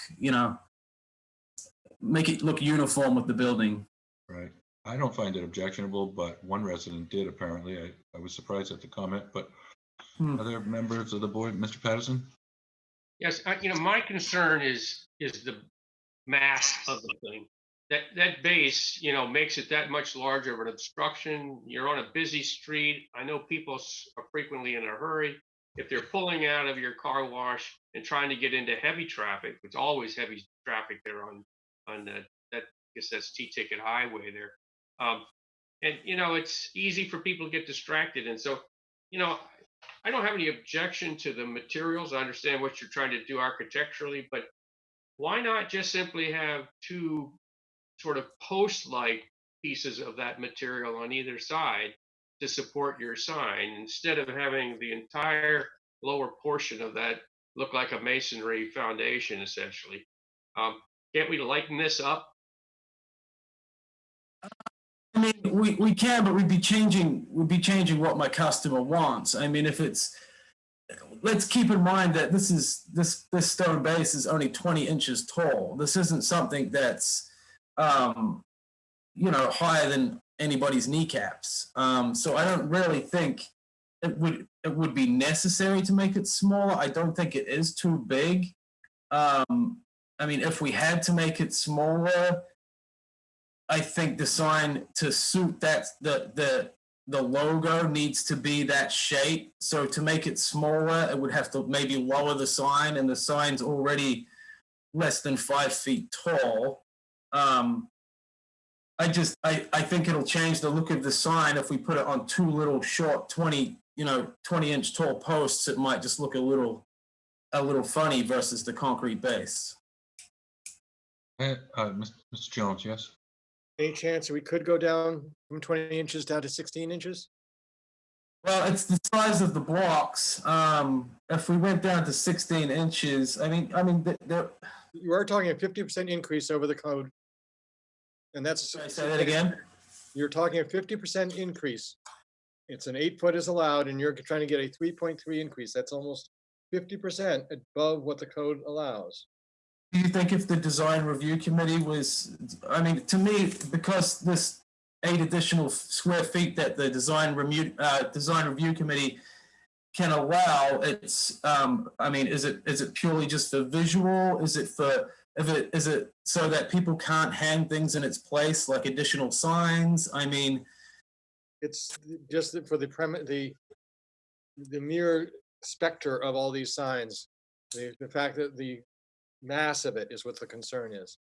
And while the design review committee has the flexibility to go up, they can also say no. They can say, I understand that. They're going to say yes if they existed. They would do the same thing we're doing. They would consider it. They would receive input from the neighbors. We've had negative input. And they would say, well, is there a way that in that commercial area we can not have as big sign? and stick with the code that we actually have in town, which does try to do that. So is the neighbor that's complaining about it, are they complaining about the sign itself or the stone base? The The mass of the sign is what they're the saying. overall mass of the Okay. signage, and not just your sign, but signage in general in that Right. commercial area. Right. I mean, in my opinion, I think the sign is a good size for the building and the business itself. That's not our concern. Right. The sign, I think the neighbor's point, which I think is a valid one, in many ways, the sign's unnecessary. The building itself is going to be such an advertisement for what's going on. You really don't need a big sign to let people know there's a car wash. It is going to be very obvious as you are driving down that road that there's a car wash there. And so having it be any bigger is not important really for the success of this company. Right. I mean, the sign itself would stay the same size. I mean, even if I was to cut a hole out of the middle and make it look like it was going to be on 2 posts, I mean, do you think that's going to make the neighbor happy? Well, you wouldn't be here in front of us. I got another question, if I could, Mr. Anderson. Yeah. So this thing is really close to the road, and it's a solid sign. And is your idea that people are going to have to look over it to pull It's within the regulations. It has a 10-foot setback from the property line. Okay, it just seems like a blocking the view there to me, but I guess that would be something else that would be helped by reducing the height of it. Well, I think reducing the height of it is going to make it very difficult to view the sign from the street. Okay. I disagree with that, and I've been in communities that have very strict sign codes, and they only allow low signs, so it becomes a uniform pattern, and people are going to, as Mr. Jones has said, people are going to know that's a car wash. You're not going to bring in a lot of new customers just by lowering that sign or by raising the sign. Right. No, I understand that. So I mean, it sounds like people aren't happy with the sign or just with the base structure itself. I mean, I'm happy to make this two legs and resubmit it, but I mean, it's really not going to do anything. All you're doing is filling a gap. You know, it's not like it's going to make this just going to make the sign within code. It's not going to make it. It's not going to make anyone any happier about the sign. I don't have any problem with do to make them happier about it. I mean, what's that? Is there something we could do to make them happier? Could we make it less bright? Could we make it less showy? Could we make it less glitzy? If that's what the complaint is, maybe you're right. Maybe we actually don't have power over the sign because you're within the size of it. But if you really want to have the concrete base, which is a variance, maybe we should look into changing the sign itself to actually listen to what the neighbor is saying, because you're saying you're not concerned about that. Well, no, I'm concerned what everybody thinks about the sign. I mean, it's my work, but I mean, it's at the end of the day, it's what my client thinks, not really what I think. You know, if I say to him, you know, what is it you want? The sign's gonna look the same and be the same size, but it's just gonna meet town code. Is it internally lit or externally lit? It's internally lit. So it's gonna be pretty bright with all that white. Well, it has a dimmer on it. No, it's not white. Only the letters glow. The white is solid, opaque white. So it's only light behind the lettering? Correct, yep.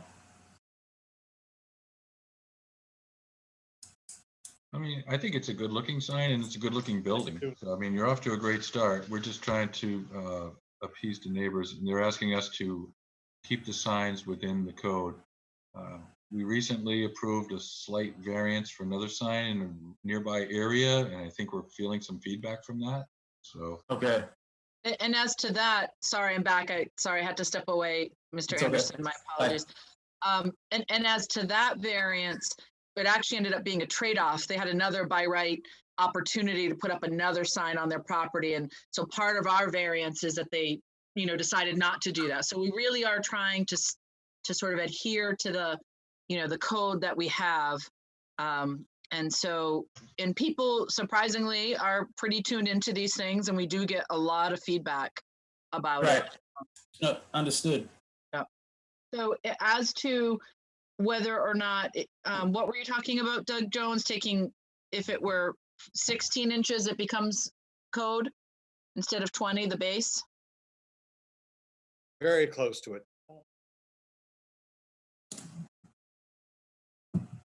Is that, so this, I don't want to put you in a position of trying to speak for your client, Mr. Anderson. So if it's something, do you think you want to return sort of with this feedback and speak to your client about what they want you to do so that you're not stuck with the decision tonight and you maybe run a scenario? I don't want to put you on the spot because unless your client is sitting next to you and can kind of give you feedback. No, I mean, I'll have to reach out to him. I really didn't think it was going to be a problem just to get 3 extra square feet on the base of a sign. Obviously it is. So, I mean, we're just going to have to, if it's not approved, we're just going to have to go back to the drawing board, I guess, and figure it out. It's going to, delay everything. And I know you guys only meet, every second week or something like that. We're meeting next week. Okay. Yeah. We meet quite a bit. It ends up being quite, I think when you were originally going to come forward, you were in between the holiday and then town meeting, which took up a Monday. Oh, we would okay. regularly meet. So that's why we meet next week. So, I mean, you could go back to the drawing board, not back to the drawing board, but, speak with your client and get their input. Like I said, I don't want you to have a negative vote if you think there's something you can talk to your client about. Right. Okay. If the whole thing were just a little bit scaled down, would that be a practical solution? Yeah, I mean, to scale it down to make that 8 square foot base is going to be, a pretty significant downscale. But I don't know, maybe we could make the stone base smaller and just be centered, have one kind of post in the middle of it or something, Okay. So what I'm going to recommend is that we continue this hearing to the 28th so that you have time. Like I said, I don't want you to sort of, just go through this now and get a negative vote and have to start fresh. I'd rather you be able to you've got the feeling of where the board is at, and you can go back and work with your client to try and come up with something that this board will approve. So we'll put you on for the 28th if that works for you. If something goes awry, you have our email. Just let us know if somehow that date doesn't work and you need to push it out. But you'll be on for the next meeting on the 28th. Does that work? Great. Sounds good. Okay. Okay. Thank you. Thank you. Thanks. Take care. Okay. Next we have capital plan presentation and budget policy from Jennifer Mullen, Finance Director. If we can promote Jen.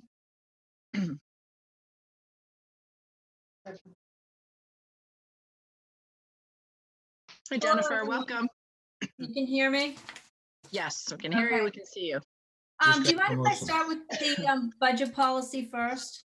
No, whatever order you want to do.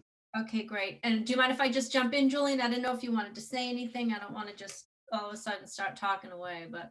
Well, just, I'm happy to have you launch in, Jennifer. We developed this as we do every year and bring it to the board for your consideration. So Jennifer, if you'd please summarize, that's great. All right, thank you. So as part of your packet, you had a copy of a draft. It doesn't say draft on it, but you can change it, of a draft budget policy for fiscal year 22. I know it's kind of hard to believe that right now we're going to start planning the budget for next year, and we'll get going with our meeting. So it has changed. Usually year to year, it doesn't change too much, the budget policy. If you remember, we usually have people increase their budgets around 2.3%. But as you know, there's a lot of unknowns. So when we went to town meeting in June to actually vote the budget for FY21, we were pretty conservative. We had decreased our estimated receipts significantly, and we also had a projected decrease in state aid. Well, since then, state aid, the legislature has declared that they will level fund state aid for the year we're in. And they still haven't set the state budget, but they have said that, and the receipts do show that. So I guess I'm just setting up of how I really came to the conclusions or the actual recommendation for a budget policy for FY22. And as you know, the budget policy is written pretty broadly for flexibility as we put the budget together, because as we go along the budget process, more is known as time goes on. So with that being said, when I look at fiscal year 22 and actually, look at some projections, I have no idea what's going to happen with state aid, but I think what we need to do right now is just level fund the cut. So I cut about 770,000 off of state aid this fiscal year that we're in. And, they've declared that they'll level fund it. That will just flow back to free cash, but I'm going to still recommend that cut, a level fund cut for FY22. However, with our estimated local receipts, motor vehicle excise, hotel motel, meals tax, investment income, building permits, those sources of revenue are stronger than I anticipated. We had 2 months that I was able to look at this fiscal year. Building permits were up a lot. Marina, over at the marina, that revenue has increased. A slight decrease in motor vehicle excise. Hotel motel, usually there's a lag, so it's kind of hard to look at that. So I did increase the estimated receipts from what we projected in the year we're in, for next fiscal year. So what I really came up with in the budget policy, and of course, I'll present the budget in January and I go over how I calculated the tax rate, what my actual estimates are. So right now, what we've come up with is to have departments, including the school department, increase their budget for planning purposes right now by 1.5%. So it won't be the normal 2.3% that we usually do every year. It will be 1.5%. We really want to focus on funding our fixed costs. We know we'll have probably 600,000 increase for retirement. I have no idea what's going to happen with health insurance. If you recall, we cut the health insurance budget by 500,000. We have some flexibility in there, but I don't know, not a lot of flexibility. So I don't know what that will happen, what that will look like. We'll get those numbers in, start to look at them in October and November. I'll have a better idea in December. So right now we are requesting departments, the overall budget, increase, the 1.5%. And really, because when you vote the budget from the from the town side, we have so many different line items we have to manage at town meeting. But that is, I had a conversation with the school department on Friday. And, because we're projecting a state aid cut, that's the main reason. And the other thing too is in FY21, because we really didn't know what was happening, because when COVID hit, we did use free cash to fund that part of the state aid cut. So we don't want to use, obviously, one-time revenue to fund reoccurring expenses, and we don't need to do that in FY22. So we will not be doing that. So I had a conversation with the school department. I let them know that we're looking at 1.5%. I think that they're fine with that right now. I said, if I get better news from the state for FY22, I'll definitely be able to pass that along to them. So we're in constant conversation. There's really no surprise there, but I don't think it's going to be a huge issue at this stage in the planning process. So I don't know if anybody, had read the policy or had any questions regarding that. Any questions on that piece of it? Thank you, Jennifer. I think it's great for people to really see taking COVID and all of that into consideration. Sam Patterson? No, that's essentially, I would echo Or your. Doug Brown, go ahead, and then Sam Patterson, either way. Well, I was just going to say the same thing as Sam. I think that's good planning, and I agree with it. Yeah, I think we need to be cautious and conservative at this point, and I'm glad to hear you're going to be tracking all this in case we can loosen things up and come back. And as you know, when we I'll present the budget to the select board in January. And then as it goes through the finance committee process, as the budget changes, because again, this policy is broadly written, we will update the board of, if the finance committee wants to make a change, or so if we receive, any type of significant news that kind of changes the direction of the budget, we will definitely, I'll update Julian and update the board and keep you abreast of the situation as we go through this process. I think the combination of requesting the lower budgeting and also the cutting back on the funding the strategic reserves, I think was a good start for now for the little that we know. So I think that's probably enough for now. Yeah, I just want to point out, we are going to, in this budget policy, we do plan on funding some of those reserves because we didn't fund them this year. So we want to fund them next year, especially the other post-employment benefits, but with a 1.5% increase, and that could change. If we get worse news, that will definitely change.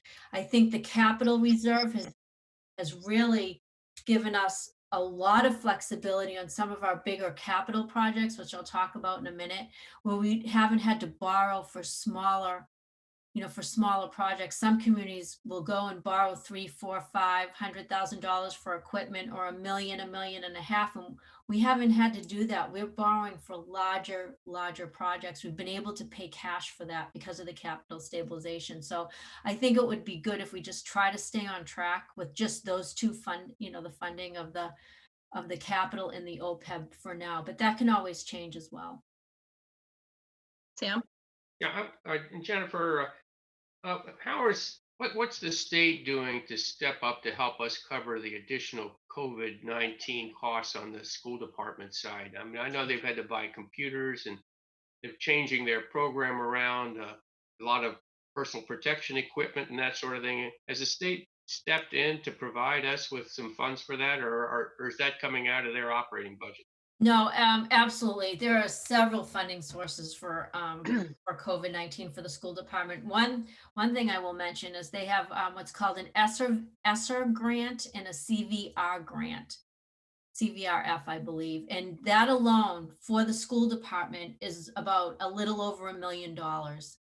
And so that's funding that they can tap into. And I know I had a conversation with them last week. So they've been hiring monitors. They've hired additional nurses to, help with managing COVID and the administration of that. So they do have adequate funding. In addition to that, we are able to apply for FEMA, the Federal Emergency Management, and the CARES Act. And we right now have access to $2.7 million with the CARES Act. And so there's a real coordination effort with the school department. What are you applying for? What are we applying for? The school has a lot higher costs, for COVID than we do, but we do have some significant costs. So, I'm not worried about the funding for COVID, to be honest with you. I think it's there. I think what I am concerned about is that we have some deadlines for this of using the funding, and the deadlines are December 31st. But I think obviously with the school department, it's going to last longer with school and the kids getting back to school and keeping the monitors and maybe the health nurses. So I think we might see a legislative change or be able to, because we're not going to be able to spend all that money in the next 4 months. So hopefully I will see a legislative change of extending the date. But we've been, keeping an eye on it and continuously talking, but I'm not worried about the funding. I worry more, I guess, about the reimbursement. It takes a long time for FEMA to reimburse us, but we have our, contacts, and, we're in continued communication with them. Thank you. Great. Any other questions on this component before Jennifer goes on? Okay. Go ahead. Okay, great. All right, thank you. Oh, do you want to take a vote on them? Or do you want to vote it all together at the end? We'll just vote all together. We can take the vote now. Does the board want to do that? Keep it separate? Okay. Do I have a motion to approve? So moved for the policies. Second.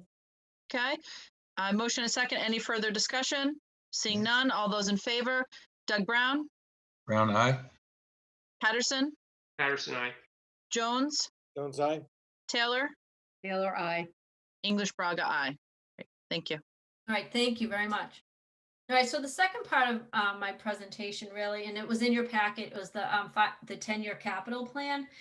And if you remember, the last time I came in front of the board, I was talking a little bit about the capital plan. And so I'm projecting maybe about 9 million in free cash. We haven't had it certified as of yet, so I don't want to throw out an exact number. And so I wanted to keep the capital plan around 5.5 million of using that in free cash. So that gives us, some flexibility, whatever might come up for April. Like I said, I do get concerned sometimes of not getting the FEMA reimbursement in time. So I want to make sure I keep some cash aside in order to cover any deficits that we may have there. But we're not the only community in that boat, as you know. So we met with department heads and made recommendations on the capital, and we're using about 5.5 million in free cash, and we will request capital stabilization funds in the amount of 870,000 to fund the fire engine from the capital fund for this capital plan. And so we've really positioned ourselves well in the last few years with funding our capital. I'm sure Doug Jones remembers when I started, and I can't believe it's been almost 8 years. We sat in a capital meeting and with recommendations on how much do you think we'll need in to just keep our capital plan going. And we were really behind on some things. And we always felt that maybe it was about 3 million a year. It's probably a little bit more than that. But since then, we've been able to fund school capital, which we never did before, about 1 million a year. So we've come a long way in with our equipment and some of the projects we've been able to do. And now we have some coastal resiliency, coastal issues. I will say, so some of the larger items that we recommended in the capital plan, as you know, is the fire engine. We do have an IT project going on with some switches. One of the two bigger projects, I'm sure you've been able to look at the plan, and something, has really popped out that doesn't seem too odd. But couple of the bigger projects is we're going to fund the final phase for the Chappaquoit Road project in this go around. We did put that into 3 phases, so we'll be able to finish that with this funding. And also some funds we actually have to move the tanks out of the ground over at DPW, and that's pretty expensive, but we want to avoid some, hopefully, environmental issues, and by taking them out of the ground now, we'll be able to do that. Those are our 2 bigger projects, and I know the school has some capital projects. They want to finish their ceiling tiles. They had some asbestos there, and also the chiller at the high school. They want to replace that.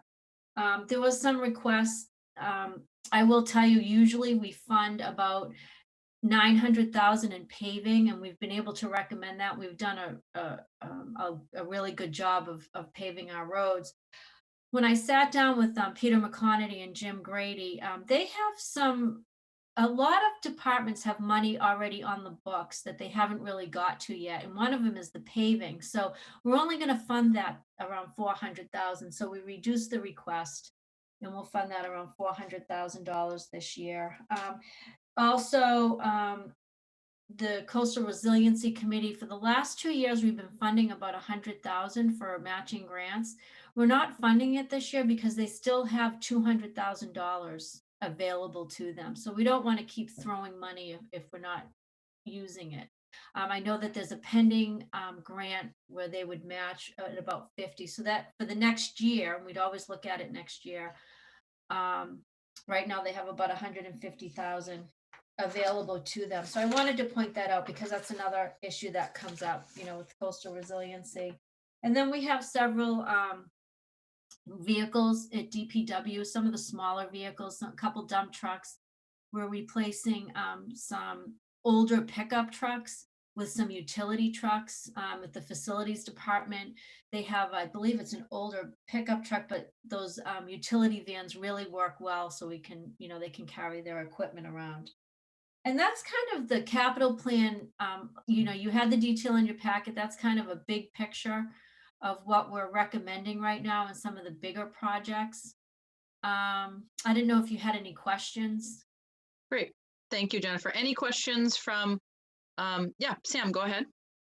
Yeah, we just got to look at the Coastal Resiliency Action Committee's plans for coastal resiliency. And I didn't know whether you've begun to take a look at how we're going to pay for that kind of capital improvement or protection.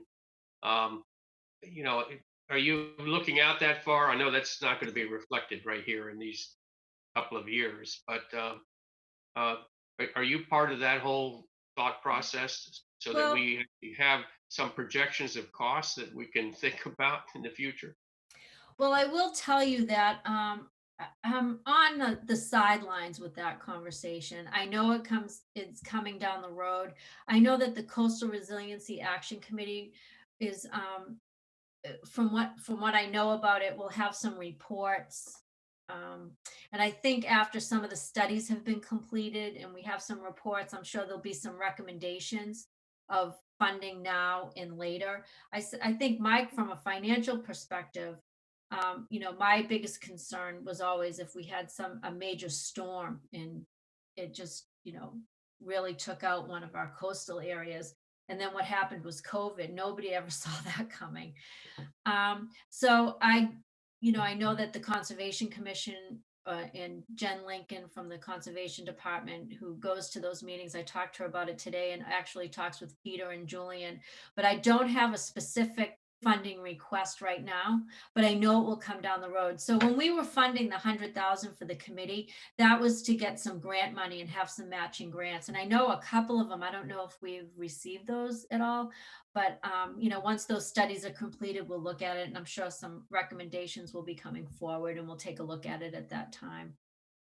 Yeah, I know that you know, I was thinking particularly of the sewer infrastructure and how vulnerable it is. But I mean, we're talking about 10 years out probably, but we don't start planning on it, you know, we'll just be victimized when things happen. So I didn't expect you to have, you know, numbers already for this, but it just seems like we need to be thinking about some of these infrastructure changes that are going to be on us pretty soon. Maybe not in my lifetime, but somebody else's. No, you're right. And I did have a conversation with Jen Lincoln about that today, of looking at a study of moving, you know, some of those infrastructure changes with the sewer department.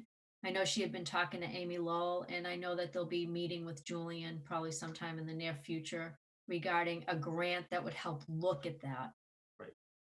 Right. Doug Brown, you had your hand up? Oh, you were I'm sorry. Okay. Just going to say, to Sam's point, I think before we can attribute any numbers to it, we're going to have to decide which way we're going. Because, you know, there's one train of thought says, you know, maybe we should consider elevating Surf Drive some amount, which is not really even determined. Another train of thought would be just, you know, walk away and not spend money on it. A third option would be to start paying for people's properties and taking them to inhibit the development. So there's a wide range of choices that we'll have to make, and I guess the voters too should be making, because these are going to be huge costs. So we'll have to decide what we really want first and then try to put numbers to it. Yeah. But I think some of those costs, you know, Sam's noting the sewering and things like that, we can start to think about. Definitely. Yeah. I mean, there's some, you know, that we know are going to happen almost, you know, regardless of, you know, that sewering is a little bit outdated for where it is now in terms of vulnerability, never mind where things are in the future. So I think it's great that we're bringing, you know, Jen Lincoln to speak with Jen and Peter and Julian, start to kind of get a sense of that. But Julian, did you have your hand up? No, I'm good. Thank you. Are there any other questions about the capital plan that we've been able to take a look at tonight? No questions, but it's as usual, it's easy to read, and I like the pictures and all the, it's just such a wealth of information. So Lots of information. Thank you, Jennifer. Yeah. Thank you. Nice work. I'm just going to look for 1 second to see if there's any public comment on this. I don't believe that I see any. Did I cut you off, Sam Patterson? Nope. Sorry. Okay. Anything else you need to tell us, Jen? No, I will, the finance committee's meeting tomorrow night, and I will give them a short presentation like I did with you all tonight, and they'll start, meeting with department heads and making their recommendations, and we'll be doing that in the next few weeks in order to get ready for town meeting, so. And then meanwhile, we'll start putting the budget together. Great. So you need a motion to approve from us for this? Yeah, that would be great. Thank you. Okay, so it can be transmitted to Finance Committee? Yeah. Okay, do I have, So move. Patterson. Jones, second. okay, any further discussion? Seeing none by roll call. English Braga, aye. Brown, Brown, aye. Patterson, Patterson, aye. Jones, Jones, aye. Taylor. Taylor, aye. Thank you. And Jennifer, for the public, this was in our packet. Is there anywhere else where the public can view this in the draft form? Well, since you've all looked at it and approved it, I will put it on the website tomorrow.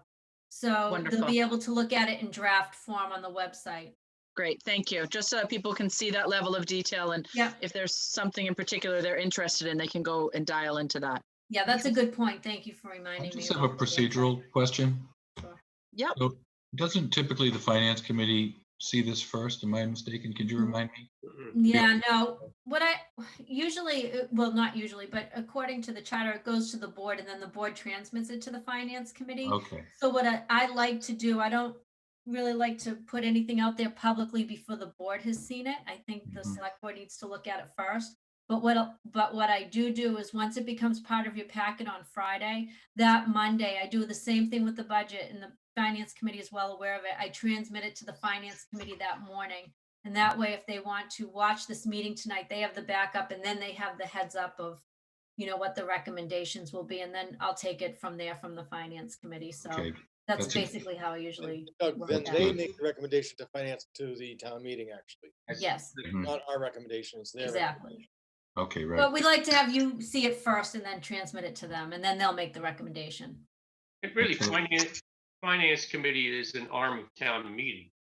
And so, it's our proposal to them. And yes, they're going to weigh in on it, but ultimately it's town meeting that's looking for their input. Right. We want it too. Okay, thank you. Thank you. Thank you, Jennifer. Really Okay, appreciate it. Thank you. Yep, thank you all. You have a great night. You too. Okay, see you soon. Bye-bye. Okay, next we have vote articles and execute warrant for November 2020 town meeting. Mr. Suso, I'm just scrolling through, but do you want to just get us started with this? I don't know if you have it in front of you. This is Certainly. The budget was a lot of pages, so I'm just scrolling through it. Yeah, the draft warrant is in the board's packet. 10 articles received and are being considered by the board this evening for inclusion for the upcoming fall town meeting, which starts on, as I recall, Monday, November 16th. And as the board recalls, we purposely requested that cooperation from committees and citizens at keeping this warrant as short as possible, given the realities of the pandemic. As you know, we just finished a 40-plus article warrant from the spring that had to be handled in 2 different segments as a result of its length. And our hope is that this will be short enough that maybe it can be done in one evening as a courtesy to town meeting members who continue to turn out and support this important process. So articles 1 through 10, and I do have a couple comments on 2 of them at the appropriate time, Madam Chair, if I may. Great, so why don't we go ahead? Oh, go ahead, Doug Jones. Some of them we don't have much option on whether we actually execute them or not. And petitioners articles we have to put on, is that correct? That's my understanding, yes. Generally articles coming from another board, we have by process of generally put on in respect to those boards. And so, and the other 4 are, I guess the other 3 of them are capital funding projects. And so the only ones I have any questions at all about are Articles 3 and 4. all the other ones I think we pretty much have to go forward with. Okay. Julian, did you have a comment on, are your comments beyond 3 and 4? Yes. Okay, so why don't we hear from you, from your comments, and then Yeah. we can go from there? Okay. I had a couple comments on proposed articles 6 and 7 from Okay. the Charter Review Committee. And I'll just note, the board may recall that within the past week or so, you received communication from Peter Clark, the chair of Charter Review, who I know is one of our attendees here this evening as well. And it put the board on notice that they had heard from the chairman of the planning board, Pat Kerfoot, who had expressed a concern about these same two articles, essentially 6 and 7, and the reality of the interface between the planning board and the select board, and creating some potential confusion or challenges. And that's really what I would like to weigh in on. I had brought some of this up earlier when we had a joint meeting several months ago. But just sort of in a nutshell, Madam Chair, and granted, this may be further dealt with by the board or by town meeting or not at all. But proposed Articles 6 and 7, they contain language that relate to the Board of Selectmen's strategic plan and the planning board's long-range local comprehensive plan. And it attempts to merge the two, and essentially that one would serve the other. A few concerns that I have. As the board knows, you update your strategic plan every year.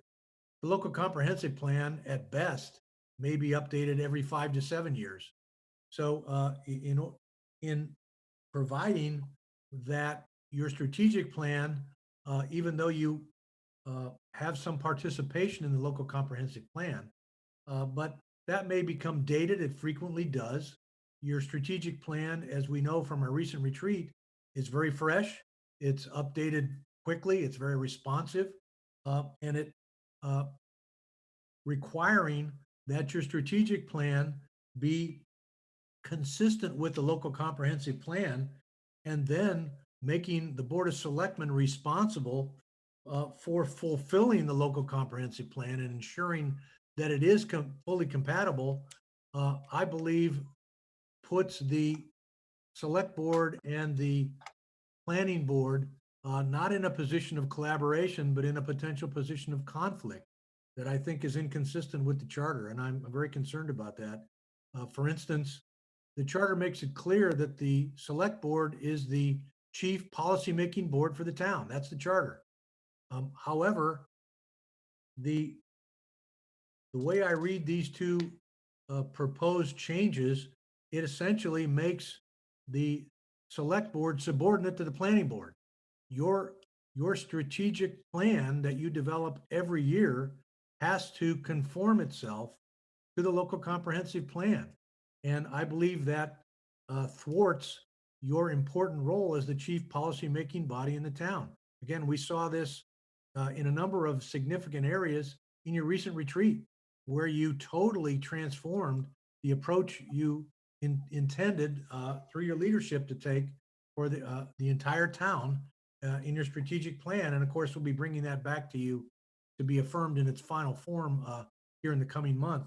So I believe the intentions are good, and it of proposed Articles 6 and 7, and I respect the Charter Review Commission committee bringing it forward, but I believe it sends out a mixed signal and also undermines the authority of the select board and creates a potential conflict for you as you get into working on your strategic plan, that dynamic document that even in my relatively short time with the town, I've seen be transformed in many ways.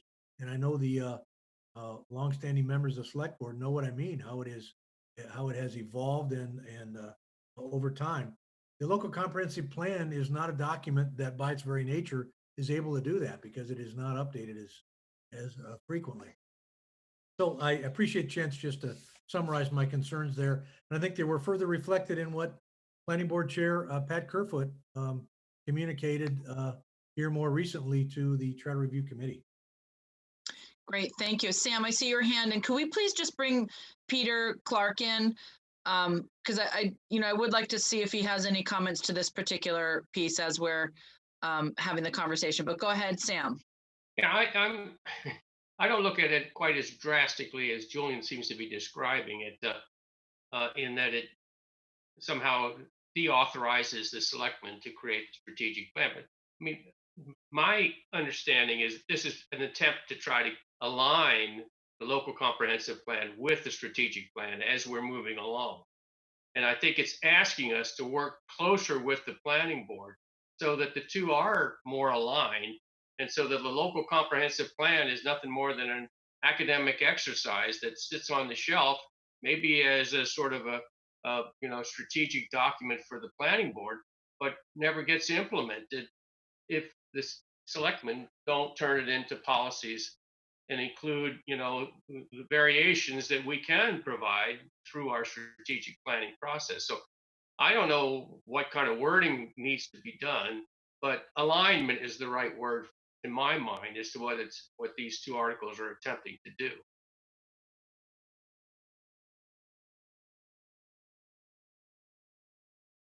Ms. Braga? Myself. Hi, how are you? Good. Were you able to hear the comments that Yes. Julian raised? Yes, Okay. thank you. Yep.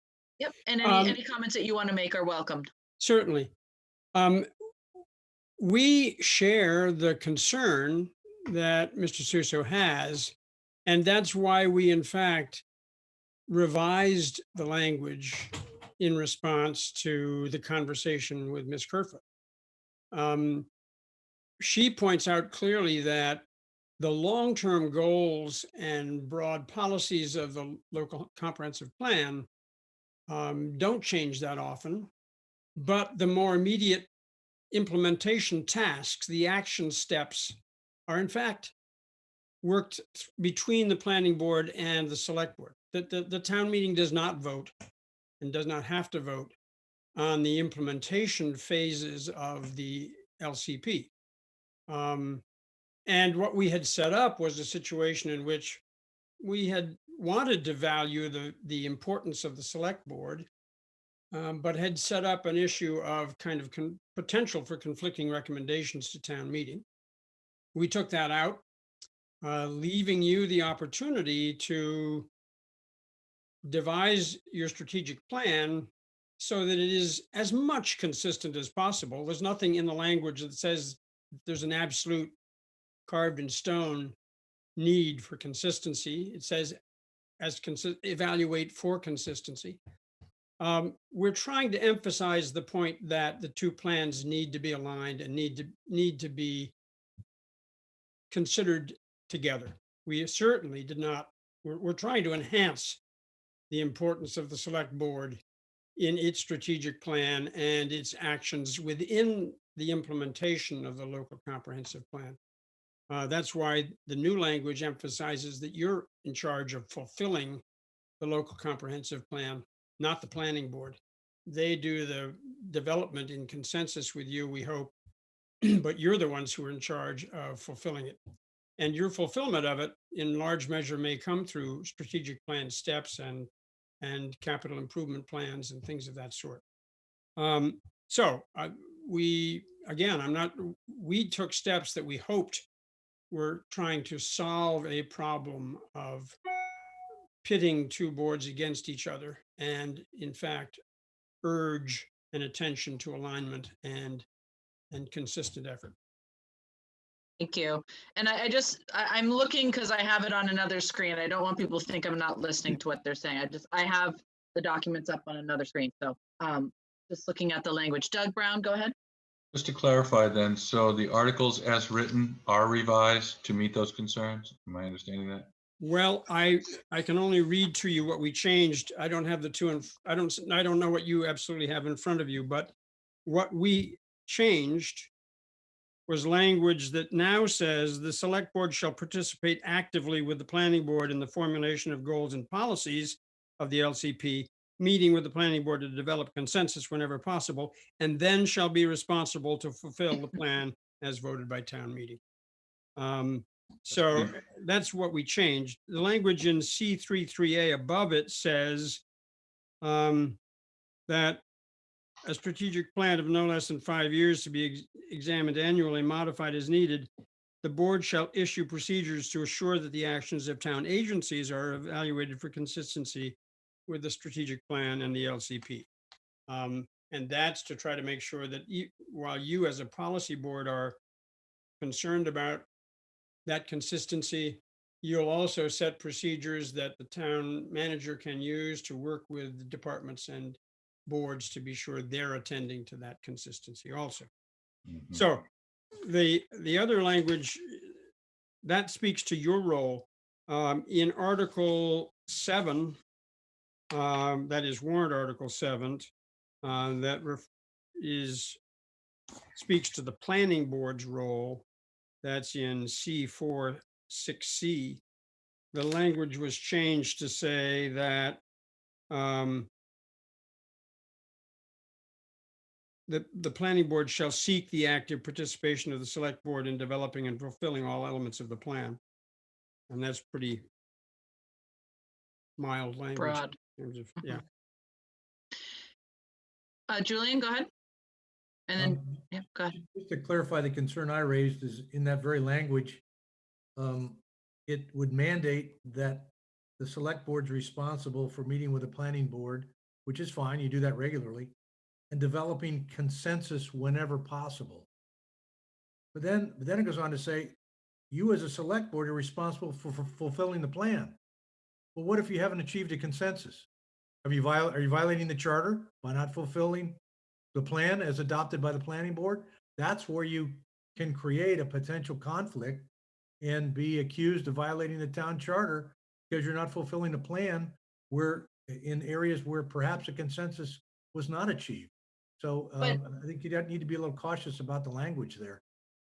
Can I ask a question? Forgive me, because I don't know the answer to this off the top of my head, but are we talking, doesn't the LCP eventually go to town meeting for approval? Or does it not? There are various levels of detail in the LCP. The broad policies and goals go to town meeting for approval, but there are also implementation tasks and steps that are listed, activities that are listed there as ways to fulfill it. Those don't go to town meeting. And right. Yeah. So from my perspective, when I read this, I look at the LCP when I'm thinking about this, I'm talking about exactly what you're saying, Peter, the broad conceptual plan that town meeting votes for, I think would of course be something that directs our actions, because town meeting has, again, it's not, it's not dynamic. So something that is voted on 5 years ago may not be a task that we're, focusing on, because it may not be it may not be relevant, frankly. I mean, there may be things that we've moved on from or are no longer issues in the way that they were when the plan was adopted. So I see Julian's concern, but I also think practically speaking, I get what the goal here is. It's to just create more communication, create more collaboration, and kind of getting on the same page and breaking that silo work down. And as far as the LCP goes, I think whatever that broad plan is that town meeting has voted on would be something to me that would be binding on the Board of Selectmen as we set policy, because town meeting has voted for those particular, goals. Thank you.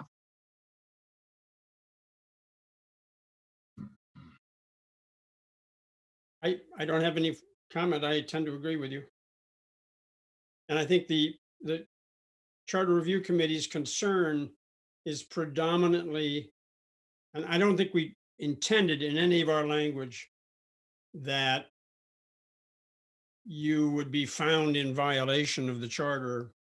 The charter is an important document, but I don't think there have been many times when people have come back to slap hands because you didn't meet every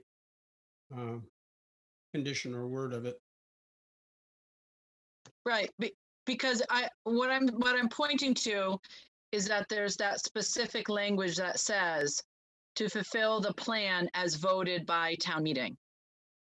So, to me, that's it's not, that's to me where the difference is. It's not the plan as voted by the planning board in their initial phases as they're updating. It's whatever plan is ultimately voted on by town meeting. That's the way that I am reading it. Any other thoughts from the board?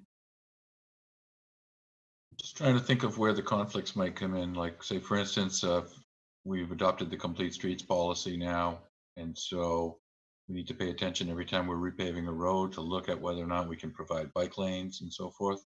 That's a good example of where I guess we'd be in charge of making sure that that happens, because the DPW might say, well, we're going to repave Thomas Landis Road, but we don't think it's a good place for bikes, so we don't want to put a bike lane.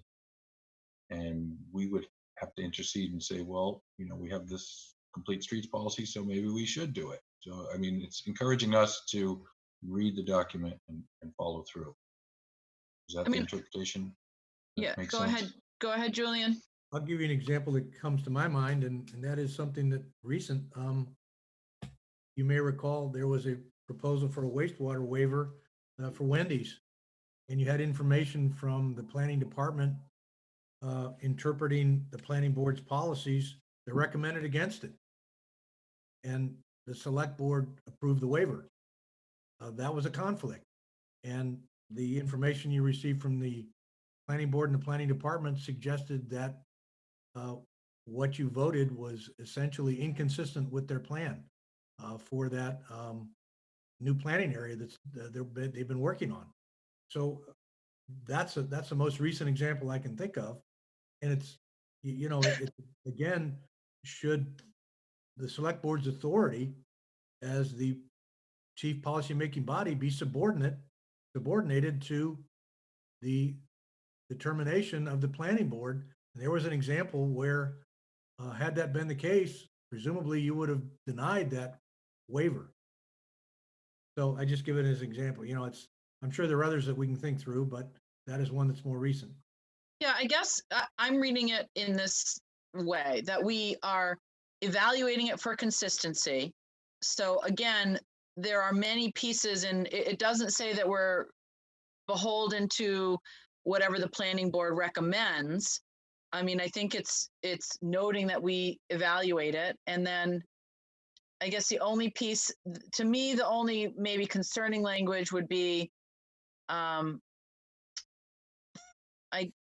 don't even know. I mean, fulfill the plan as voted by town meeting. I mean, there isn't any other language that requires anything definitive of us. Evaluation isn't definitive. We evaluate it for consistency. At the end of the day, this board makes a determination as to the consistency with the LCP. It doesn't say that we're bound by the letter of that plan. And then, so I guess the C3-3B, some of that language is the language to me that would maybe need clarification. Does it help to put in language like, to the greatest degree possible, shall be responsible to fulfill the plan to the greatest degree possible? I don't know. I'd like to find language that makes the concept that you, as the primary policy setting board and planning board in the town, will be looking at these other plans and will be requiring agencies to follow them. That's your role, without holding you up to be vilified if you make an exceptional a decision that is an exception to that consistency. No one's trying to make you 100% consistent on these things, but it is very important to us that the silo effect be broken down, and that you as the primary executive decision makers are following the plans that you set up and asking your agencies, your boards and departments to do the same thing. Doug Jones, I saw your hand. Yep. I guess I just have a concern with this article. If we're having this much discussion among us, how much discussion is going to happen at town meeting, in a town meeting that we really feel should not be going on for very long. I feel comfortable being in a town meeting for an hour, even two, but I really think that once you get longer than that, you are really increasing the danger of being near other people. And it gets worse and worse the longer it goes. And so I just don't know how we think this article can be there and not encourage the kind of debate we're participating in and are going to want the town meeting to be able to also. And so either we're going to need to change this article so it's very straightforward and very clear and there's no debate, or I would really like to put, if possible, postpone it so we can have the debate it may warrant. Anyone else? I agree with Doug Jones. Peter, did I see your So hand? what you're saying is you don't think there's any reasonably easy fix to this language so that we can stand on the same ground? I haven't heard it yet. I wish there were, because I agree with you, and whether to the greatest extent possible, or she'll strive to do so, or maybe something like that. Just it should be their goal to do this, but not mandated. And I think that's what Julian's biggest concern is. If it comes across as a mandate, and that's kind of what a charter should do, then you may be setting up the board for someone coming back and say, look, you said you would do this, as opposed to would try to. But if it's just trying to, that's what we're already doing. Of course, we're already hoping and wanting and trying to have the plans on the same page. Why wouldn't we? And so if it's only going to be a weaker one, is it necessary to have it in the charter? If I may? Go ahead. Yeah, I'm sorry. I'm just looking at the language. Go ahead. I think that the Charter Review Committee feels that the Select Board is working quite hard on it. The issue is that there's turnover in the board changes. We don't think it's, language like as well as the board of 2020 did is not going to do it in the charter.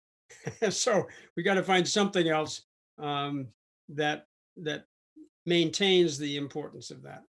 Well, why wouldn't we just, what about this? I mean, the first C3.3a talks about evaluating for consistency, and that's absolutely appropriate. I think that's what we're supposed to be doing.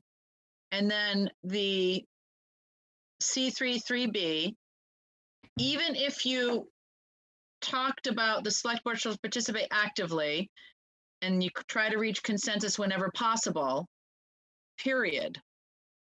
I mean, we already just said up above that as we go forward with our strategic plan, which are our action steps that we're moving forward on, that we're looking to evaluate them for consistency with the LCP. Well, I mean, that would be the only reason, I get what you're getting at. I think the one piece that is just, we put our finger on the fact that the LCP doesn't change as much. So something from 10 years ago shouldn't be binding necessarily on us today. I mean, maybe, we're really in a different place. So, and town meeting isn't voting on a new version of the LCP every year. That would be a different situation. If we were, then yes, I think we're bound by that town meeting and we should be doing that, but that's not our process. I like that recommendation. Doug Brown, I saw your hand up. I think the spirit of this is that the select board shall read and be familiar with and collaborate on the development of the local comprehensive plan and apply it to its decisions. Yes. And when not applied, shall give reasons, why. Mm-hmm. If it can't be applied at that time, I mean, I think it's just basically to say respect the local comprehensive plan and incorporate it into your decisions, which. Granted, we should, as Julian said, we didn't really do that a couple weeks ago. But, Well, no, let me just say for a second, we didn't ultimately decide in the same way, but I think it was definitely taken into consideration because we talked about it, that recommendation at that hearing, and it may frankly have swayed. We had two folks who voted against that. I don't know what their reasonings were, but that is something that I'm sure everybody took into account. I think when I see take into account and evaluate, I don't see that as language, meaning we have to do exactly what the language, but that we really have to give it thought be thoughtful about it and really think about it. And I do think that this board did that in that we talked about it. We openly talked about the fact that we had gotten that recommendation from the planning board. So anyway, that would be my recommendation. I just think if we take off that last section of that last sentence, it takes away that conflict point, and it, I think, does what the goal is, which is to create more collaboration and more reflection on an important planning document that's created for the town. Well, I think it helps. Yep. Peter? Yep. You're voting tonight on the actual language of the warrant articles, aren't you? Or can that be, if the Charter Review Committee meets in a week and comes back with some different ideas, including eliminating that phrase entirely, can that be implemented before town meeting floor? I'm not sure of the Yes. In our recommendations, because we make recommendations on these articles, and we can make a recommendation for a amendment easily and have the main motion be at that point. This is just putting it on that warrant. So actually, we do have some time to fine tune the wording if we need to. Okay. Well, I certainly I'm happy to go back at our meeting next Tuesday and work on this to try to eliminate the dissension so that we can stand with the united purpose on this. Okay, so I do think Megan's suggestion is a good one. Agree.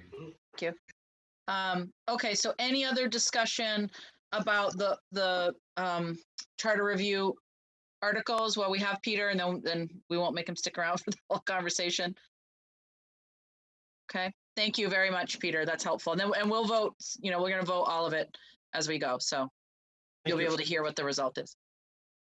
Okay, any other? Doug Jones, you had talked about 3 and 4.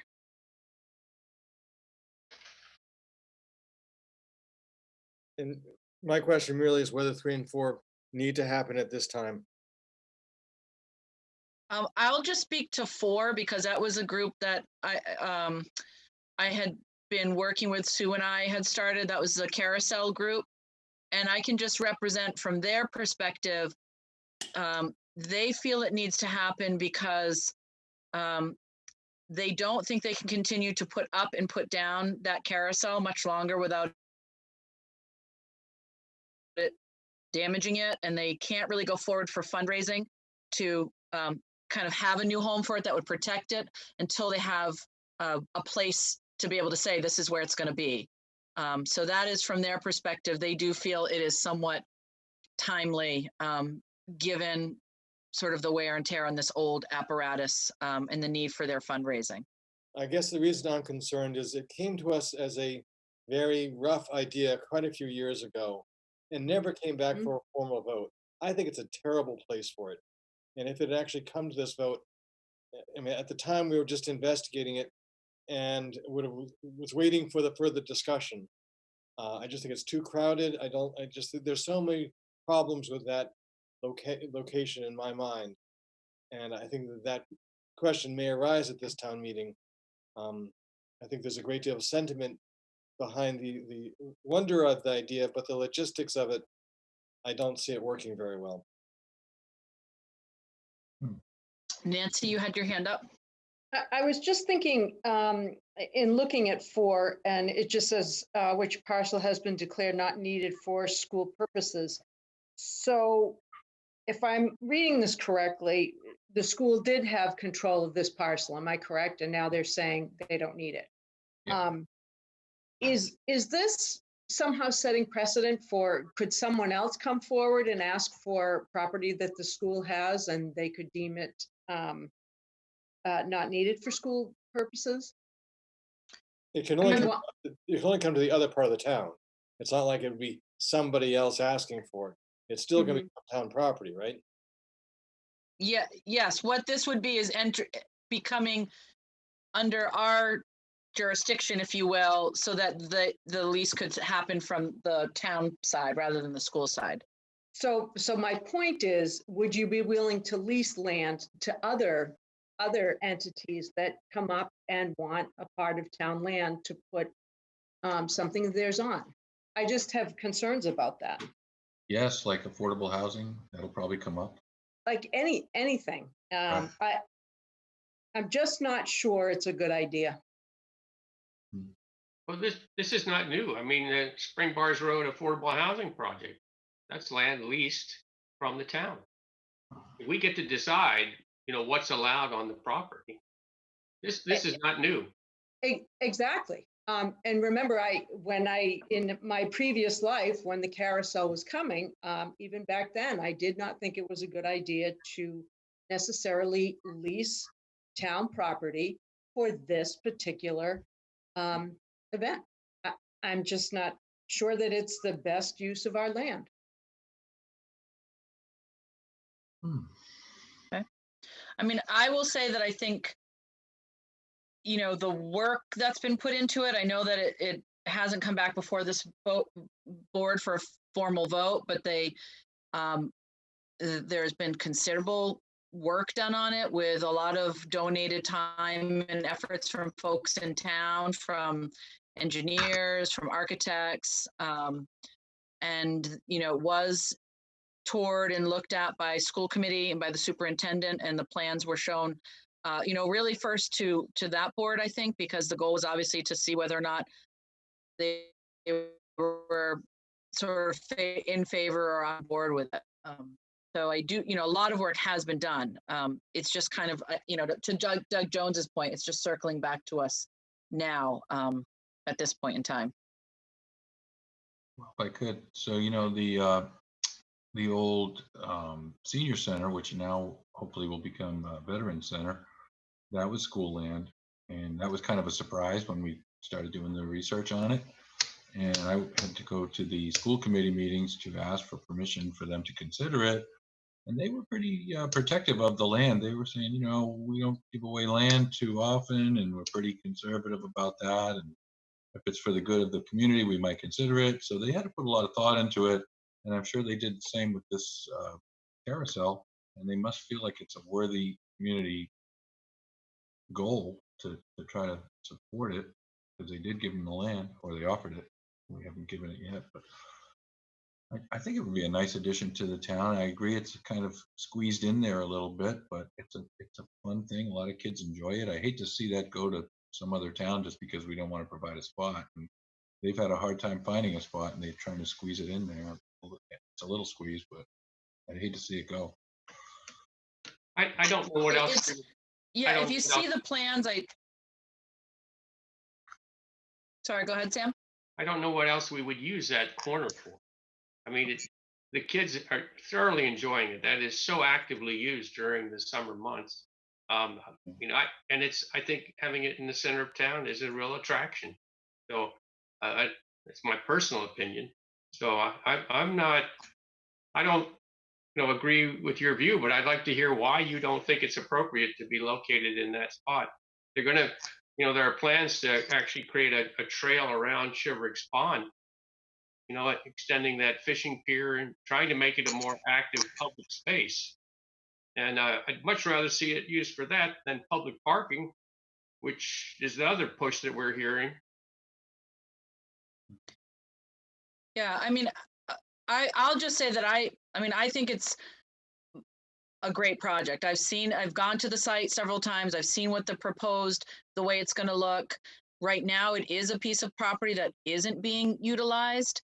And I do think that this is, it's an activity for children. It's not going to interfere with the school year because it's not going to run during, school hours. And I do think that it's very realistic that this carousel will go to another town. They have had offers to go to another town because they need a permanent home. It can't continue to be put up and taken down. And so, as some of the members that are on there have donated many thousands of dollars of their own money for some of these repairs and things like that. And it just isn't going to be able to, it's not sustainable.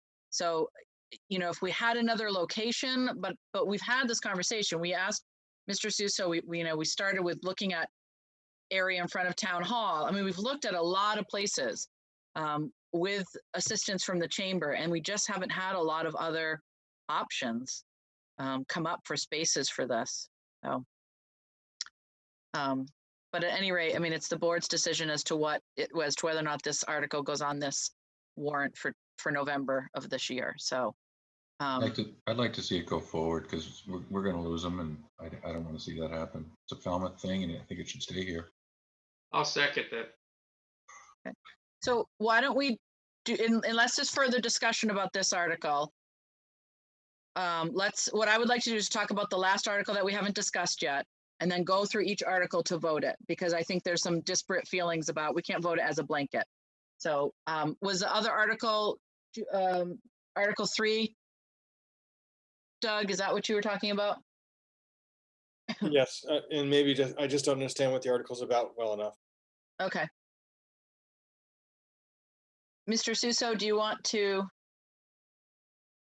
Yeah, I'm happy to comment. I don't tend to be an expert on this. I think it came forward from town council that had been requested by one or more different entities, and town council's brought it forward at this time.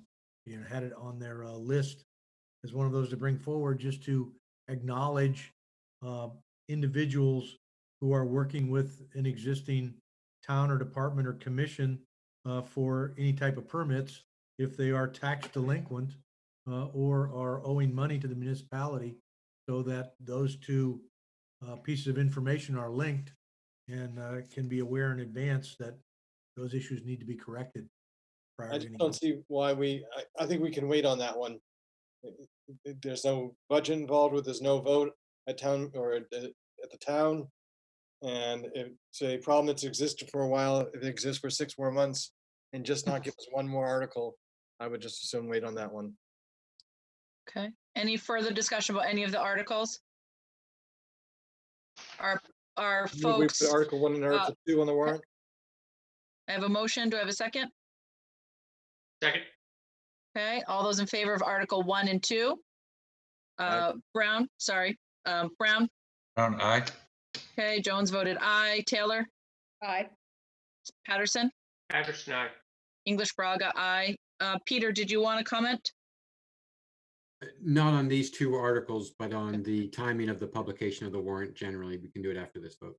Okay, thank you. Okay, Article 3. I agree with Doug. I think this one could be postponed until spring. Okay, does anyone want a positive motion on this? Okay, okay. So do we have to vote, and do we have to vote regardless? It's our article, so. Yeah. Okay. Okay, so we're not moving that forward. Okay, Article 4. I would move. Yeah. Okay. I'll move that we include the current Article 4 in the warrant. Okay. Second that. Okay, Brown second. Any further discussion? But name in Article 3. Correct. Okay. Okay. Okay, seeing no further discussion, we would vote on making Article 4 now Article 3. All those in favor, Brown? Brown, aye. Jones? Jones, no. Taylor? Taylor, no. Patterson? Patterson, aye. English Braga, aye. Is it a simple majority? Yes. Okay, thank you. Article 5 is 5. That's a petitioner's article. Oh, sorry. Yep, petitioner's article. So we need to put it on. I move we put Articles 4 through what were 5 through 10 now as Articles 4 through 9 on the warrant. Okay. Patterson, second. Okay, I have a motion and a second. Any further discussion? Seeing none. All those in favor? Brown? Brown, aye. Jones? Jones, aye. Taylor? Taylor, aye. Patterson? Patterson, aye. English Braga, aye. Great, thank you. Go ahead, Peter.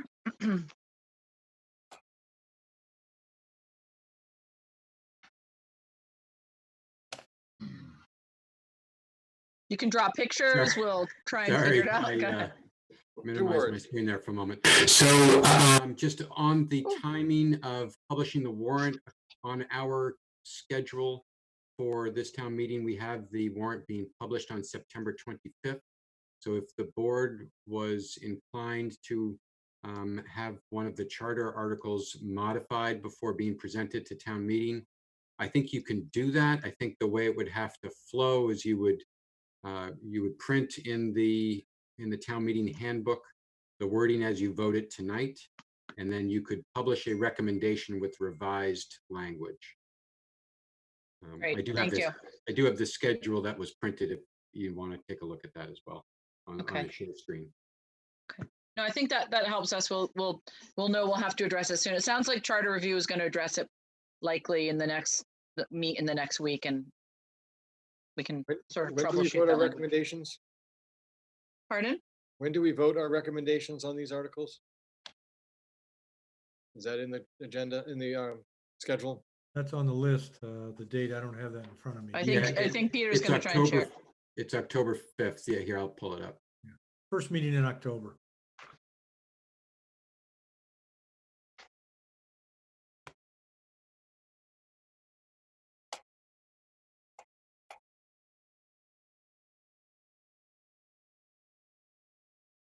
So that gives us time. Great. Yep. Great. Thank you. Thanks, Peter. You're welcome. Anything else on that issue? Okay. Next, we are going to interview, vote, and appoint committee members. Thank you all for waiting. Really full agenda. We have first Deb Berglund for the Affirmative Action Committee.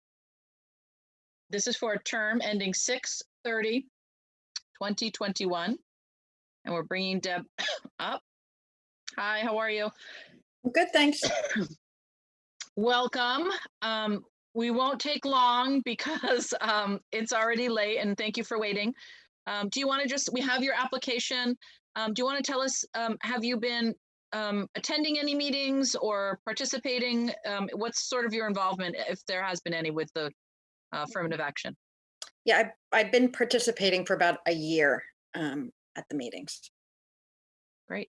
Any questions for Deb? I move we appoint Deb Berglund to the Affirmative Action Committee, term ending June 30th, 2021. Jones. Second. Oh, no. Go ahead, Nancy.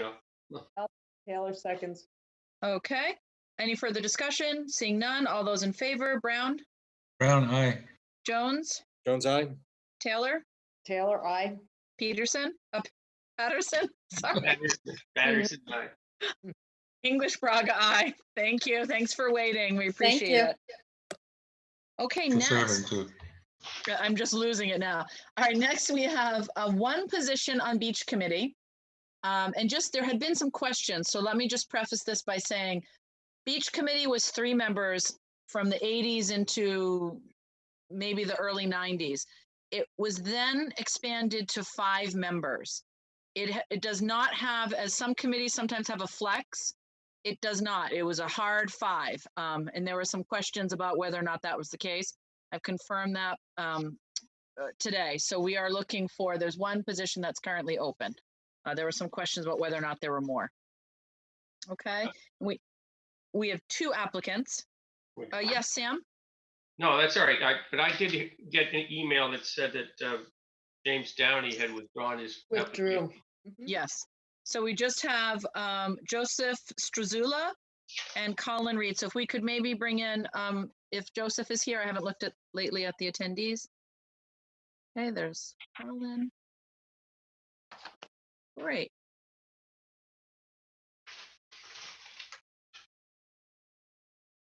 Well, we'll start. Oh, okay, we're both here. So let me start first with you, Mr. Struzula. Welcome.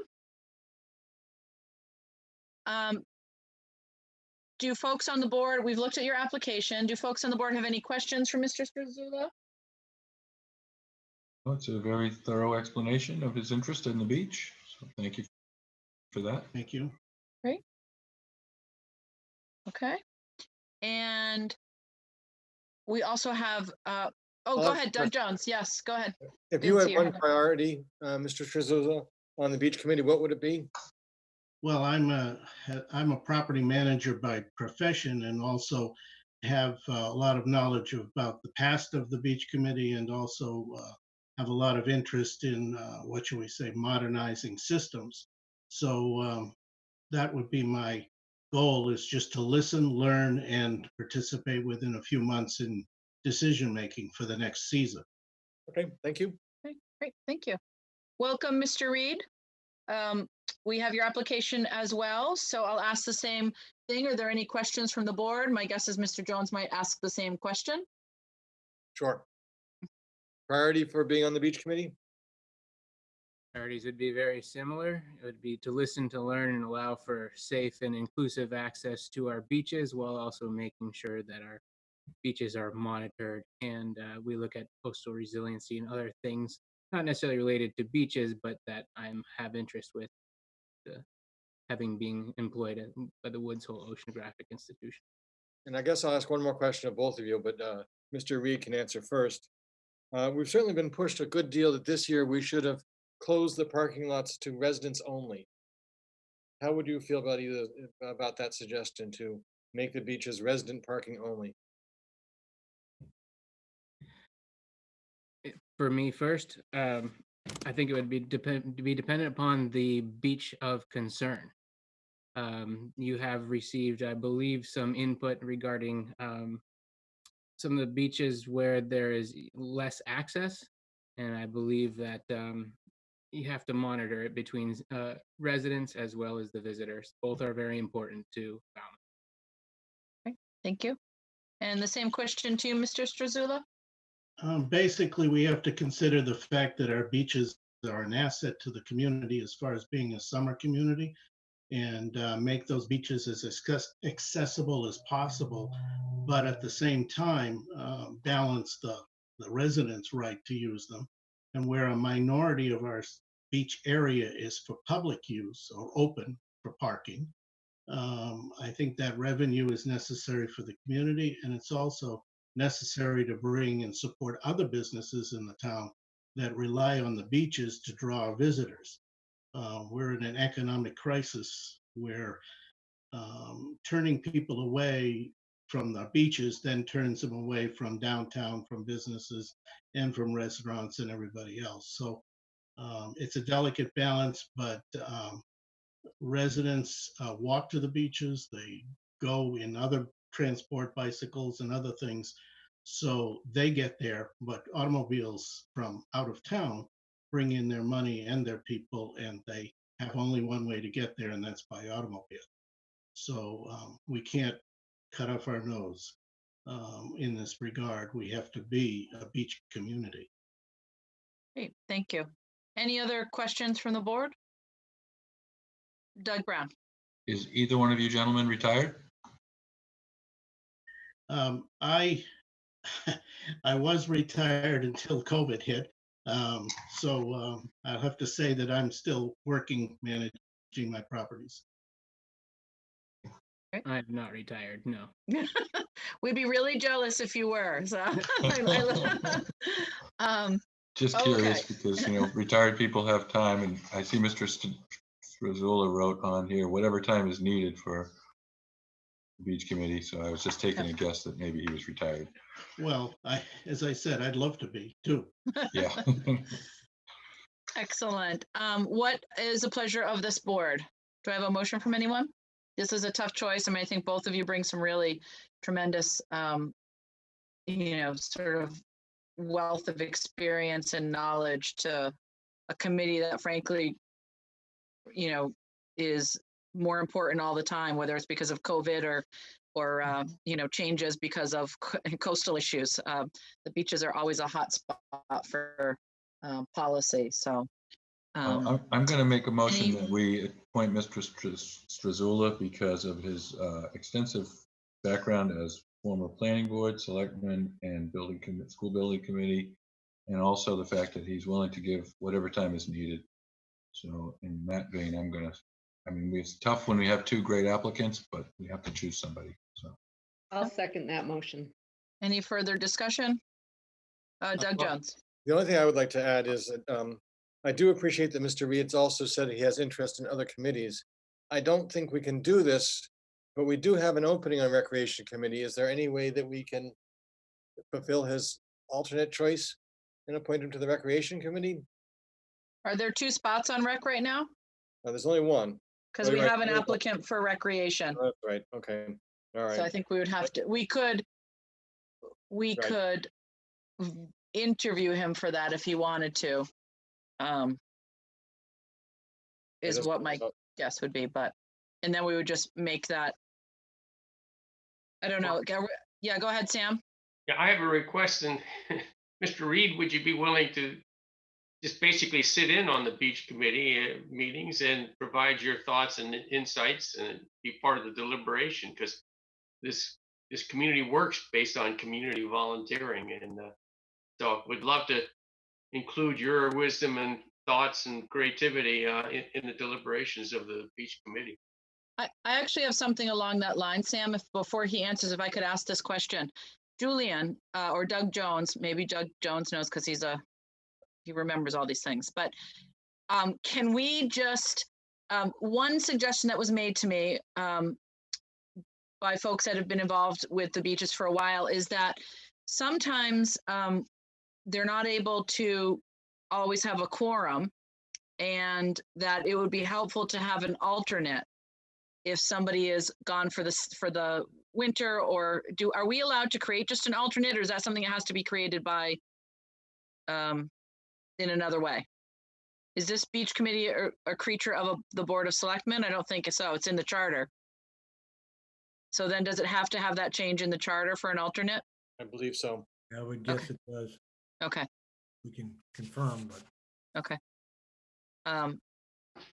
Okay, well, maybe that will be something for another day. So we have 1 spot. I have a motion from Doug Brown. I have a second from Nancy Taylor. Any other discussion? So this was a nomination for Joseph Struzula. All those in favor, Doug Brown, Brown, aye. Jones, Jones, aye. Taylor. Oh, she was muted, but it's an aye. And Sam Patterson. Taylor, aye. Patterson. Okay, English Braga, aye. And then Mr. Reed, if you would, wondering what your response is to Mr. Patterson's question about still lending some of your expertise, particularly around the issue of coastal resiliency, to this committee that I think could really use it. I'd be happy to give this committee some help, as well as Mr. Struzula, and would also be happy to look at other committees if there are vacancies to help, because it is time for me to fulfill my personal goal of civic responsibility. Thank you. Wonderful. Thank you very much. So much. Thank you very much. Thank for you your both, support. and congratulations, Mr. Struzula. Thank you. Thank you for serving. Next, The CPC is looking for somebody else too. Oh, well, okay. Really? Okay. So maybe we'll reach out to Mr. Reed, because that actually might be a nice perspective for them to have on their board as they think about some of those projects. Okay, so Commission on Disabilities, someone who doesn't really need much of an introduction, Kathleen Haynes, who's been a part of this committee in the past, if we can bring her forward. And I can say has continued to do a lot of work for the all-inclusive playground, even though she stepped down for a while from the commission. I think she's there. Kathleen, you just need to unmute yourself, and if you can. Oh, there she is. No, you disappeared. The whole thing disappeared for a minute. You're here. We can hear you and see you. Welcome. Hi. Hi. Oh. So we've made you wait all this while, but everyone, I think, is familiar with the work that you've done. Does anyone have any questions for Kathleen? Where you been? Me here. Hey, observing. All right. Wonderful. Do I have a motion? I would move to appoint Kathleen Haynes to the Commission on Disabilities. Great. And what? I would second that. That is a timeline ending. Sorry, I scrolled past that. There are 2 options. Yeah. The longest one. Whatever the longest. 23. 2023. 20. Okay, perfect. I have a motion. I have a second. Any further discussion? Seeing Just none. By roll. thank you for coming back. Thank you. Yes. Very excited. Calendar 2023. That's right. You're locked in. Doug Brown, Aye. Doug Jones, Jones, aye. Nancy Taylor, Taylor, I. Patterson, Patterson, aye. English Braga, aye. Thank you, Kathleen. Good to see Thank you. you, Kathleen. Thank you. Nice Great. seeing you. Next we have, You Thank too. you. we'll see you again soon. Next, we actually have 4 positions that are available for human services, and we have in front of us at present 2 applicants. We have Mr. Hayden, who I still see there, and let's see, Miss Chioato. I'm probably pronouncing that incorrectly. Welcome to both of you. Thank you. Hello. Hi. Hi, I'm sorry. How do you say your last name? Chuatu. Chuatu? Okay. All right. Sorry about that. I don't have a video. That's okay. We can see a picture of you, so that's fine. Don't worry about it. Thank you both. Sorry it's so late. We have your applications. Do we have any questions for either of these individuals? No, I'm glad to have some people come in to help on that Human Services Committee because they're a little shorthanded. So thank you for Yep. being willing. Nancy, you had a question? I just wanted to call out one thing on Miss Carluto. I love that she has Portuguese and Spanish languages in her background. I think that's a huge help around here. So thank you. Mhm. Great. Okay. Wonderful. Very excited. And this is a committee that does such important work, particularly right now. So thank you to both of you because they really do need that infusion of sort of new energy and new perspective. So thank you both. We have a couple different appointment dates, so I will take a motion. I would say we pick the 2 longer dates. So if someone wants to make a motion. I move that we appoint Johnny Hayden Jr. and Malene Shoto. I hope I said that right. Yep. Chuatu. Yeah. To the Human Services Committee. Okay, for the period ending. Oh, there he is. Can you pick the? Yeah. Is it 2023? I don't see it here. One is 23, one is 22. So how about 21. Mr. Hayden for 2022 and Miss Chuatu for 2023? Patterson, second. Okay. Any further discussion? Seeing none, all those in favor? Doug Brown, Brown, aye. Jones, Jones, aye. Taylor, Taylor, I. Patterson, Patterson, aye. English Braga, aye. Thank you both very much. Thank you. I really appreciate it. Thanks. Bye. Bye. Okay, wonderful. Next we have Patricia Morano for Rec Committee. We have 1 position with term limit 6/30/2023. Welcome. See her there. We just need to unmute and hear her video. Thank you. Thanks for sticking around. Anyone have any questions for Patricia? You know anything about the rec committee? Yeah. I don't know. I think I disappointed you, Doug, earlier. Not at all. A little bit. I thought there were 2 openings on it. See, he was trying to get rid of you. You know how he is. I don't feel the love right now. It's wonderful. Thank you for putting in the application. And any Welcome questions back. at all? I would move to appoint Patricia Morano to the Recreation Committee. Welcome back to it. Yes. I would second that. For the term ending 6/30/23. Yep. I have a motion and a second. Any further discussion? Seeing none, all those in favor, Brown, Brown, aye. Jones, Jones, aye. Taylor, Taylor, I. Patterson. Patterson, aye. Congratulations. Thank you. Welcome back. Take care. You too. Thank you. Julian, could you ask Diane to perhaps reach out to Mr. Reed with just a list of what remains still open to see if we can kind of wrap him into one of these committees, because he certainly seems enthusiastic and has a lot to offer. Will do. Great. Next, we have the report from the Council on Aging. I see Mr. Vieira here, and do I see Jill Bishop? Yep. Great. Welcome.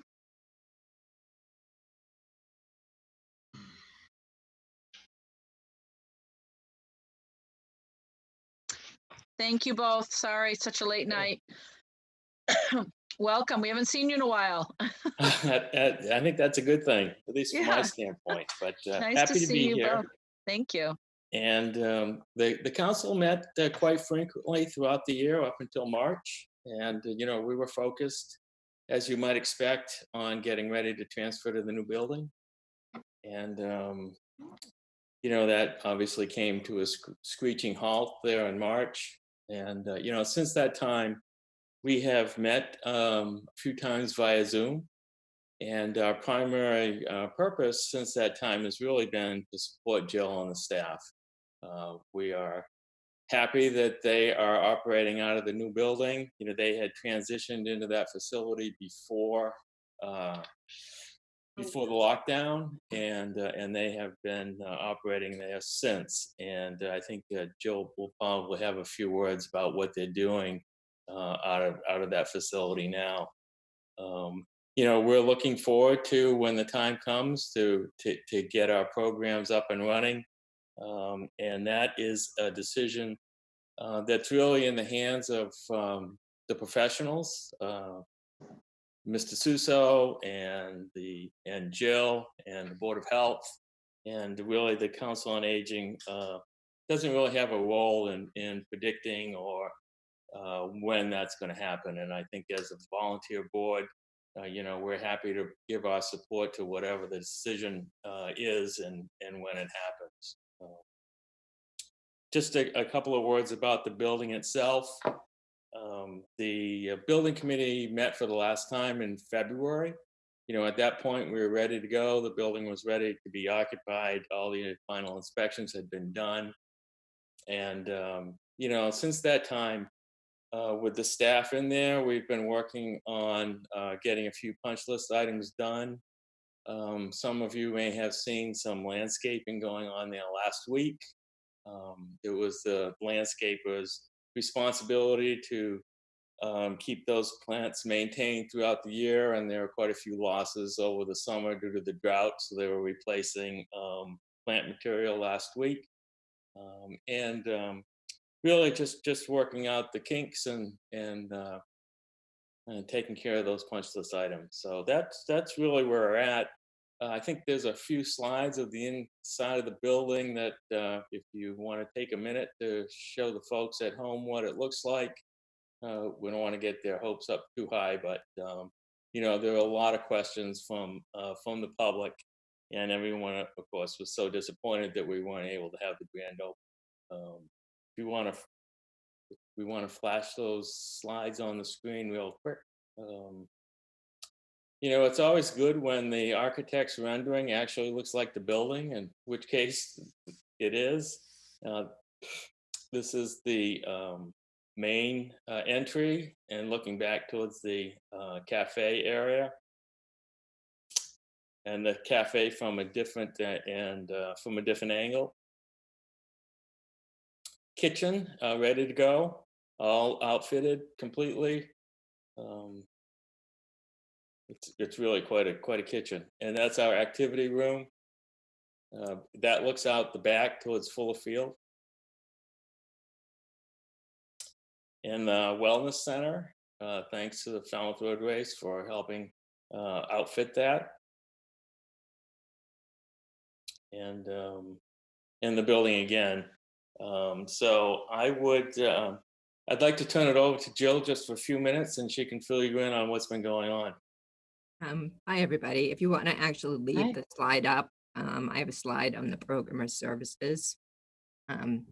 So I know you've seen my quarterly reports and the report to you all of what we've been doing during COVID. So this is really more so for the community to emphasize what the staff at the senior center has been doing and what's available to the community. The transportation has been increased. We've been taking people to a lot more medical appointments right now, and to those that do want to go to the grocery store and the pharmacies. We do keep the safety protocols in place, transporting either one and no more than two individuals, with cleaning the vehicle in between rides.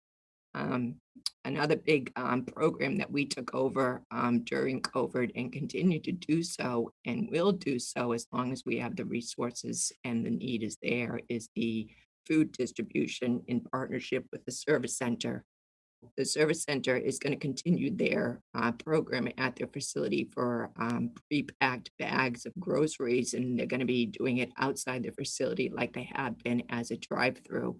So what we've done is utilized our resources for any senior that cannot drive or go and get groceries themselves. And all they have to do is call us, sign up with us. And on a weekly basis, we will call them and check in with them and make sure if they need food distribution. And we coordinate with the service center every week a number of pickups of groceries and deliver them throughout the community.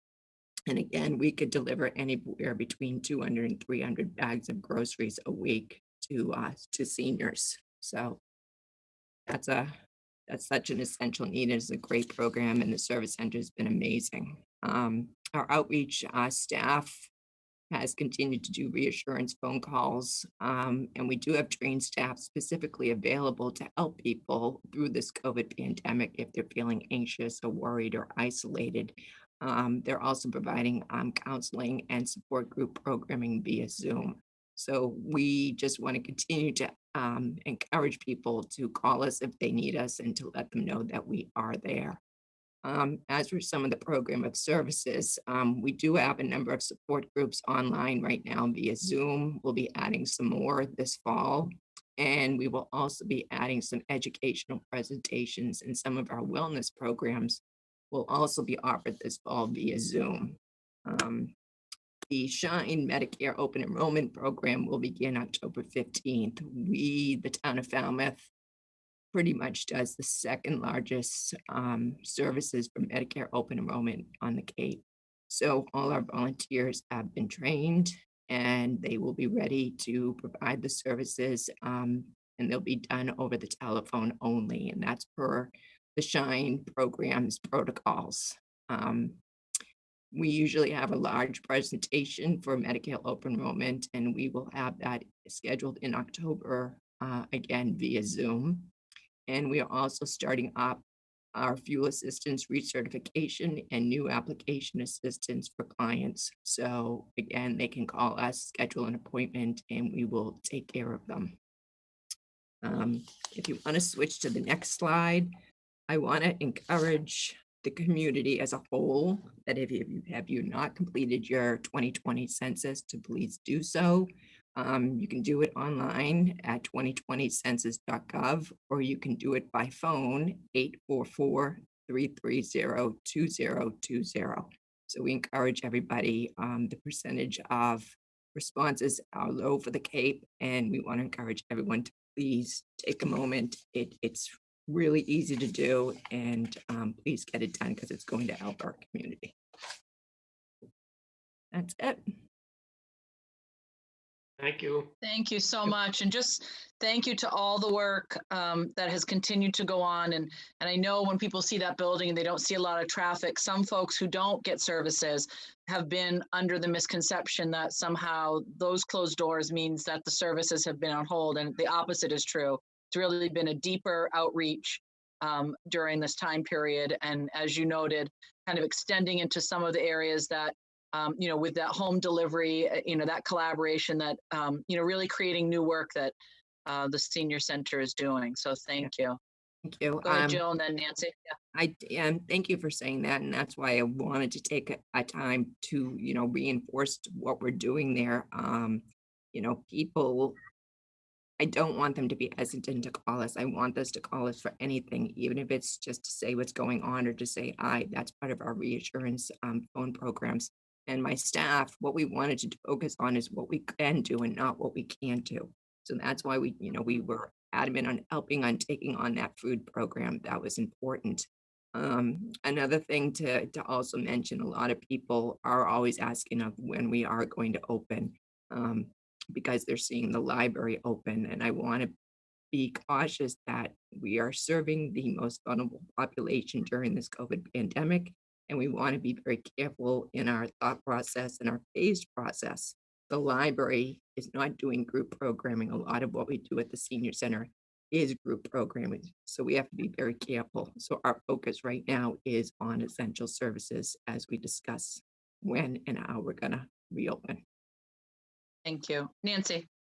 So I just wanted to make a comment on some of the things, Jill, that you're doing. I think, sometimes people know about food insecurity and certainly about the fuel piece, which you're getting more involved in. In addition to those things that you're doing, the fact that you're checking in with seniors and acknowledging seniors who feel anxious, worried, or isolated, those are less tangible things. So I think it's just fabulous that you're doing that. And I just want to thank you because I think it makes a huge difference for seniors in our community. So thank you so much for that. Thank you. Thank you very much. And to also note that also goes to the collaboration that the Senior Services Department and the Human Services Department has made by having the resources of a staff member that is a certified social worker, along with our outreach coordinator, to have that partnership to provide the service. So thank you. And Jill, do you guys work at all with Neighborhood Falmouth as well? Neighborhood Falmouth is a nonprofit organization in the community, and we do discuss and we do some programming together throughout the year. We did a big series of programs last year. I know that they're focusing on providing some grocery shopping and a big piece of transportation with their seniors. So we do communicate and we do partner on a number of things. Thank you. Great. Thank you both. We really appreciate it and look forward to any updates as some of those services start to change and when you start to, shift in how you're interacting with the public. We hope that you will come back so you can talk about it in this meeting and really get the word out. Absolutely. Thank you. Thank you both. Good evening. Okay, last on our list before minutes and reports, we have a Chamber of Commerce presentation on a proposed virtual holiday parade. So Michael Kasparian, last but not least, we'll add him in here. And the idea here, the reason why it's on our agenda for tonight, Michael reached out to me about an idea that the Chamber and some other folks associated with the holiday parade, the Christmas parade had, but he really wanted to get a little bit of a feeling from the board before they kind of dove headfirst into really making some plans and then bringing it back before the board. So take it away, Michael, if you want to let folks know what you had in mind and what some of the thoughts were. Sure. Ho, ho, ho, right? So, Yeah. I think really I want to preface this by saying that, as you know, a lot of the phone calls that we receive at the Chamber are, where do we eat? Where do we stay? What is there to do? But I cannot tell you how our phone has been blowing up by people calling and saying, are you having the parade? Are you having the parade? Are you having the parade? So there's a lot of demand for that out in the community. And of course, the answer to that is that we really can't have a parade in the traditional sense of a parade. So our thought was what we'd like to do, and I did send out a one-page sheet, which you should have all received and had an opportunity to look at it. And we thought this through. We had talked about it with Megan. I talked about it with Chief Dunn. And we feel as though it's a responsible way to have an event that we would film. And the thought being that we could use Marine Park because it's an area that could be closed off. So the public would not be invited. This event would take place in November. And we've worked with FCTV where they would help film a virtual parade, if you will. The thought process being that we would limit walking groups to 6 people, 2 abreast, and 3 rows deep, keeping people 6 feet apart. We're not going to be able to have large floats, but we can have vehicles and smaller ones where, limited to 1 driver, maybe 1 person on the back per 6 feet.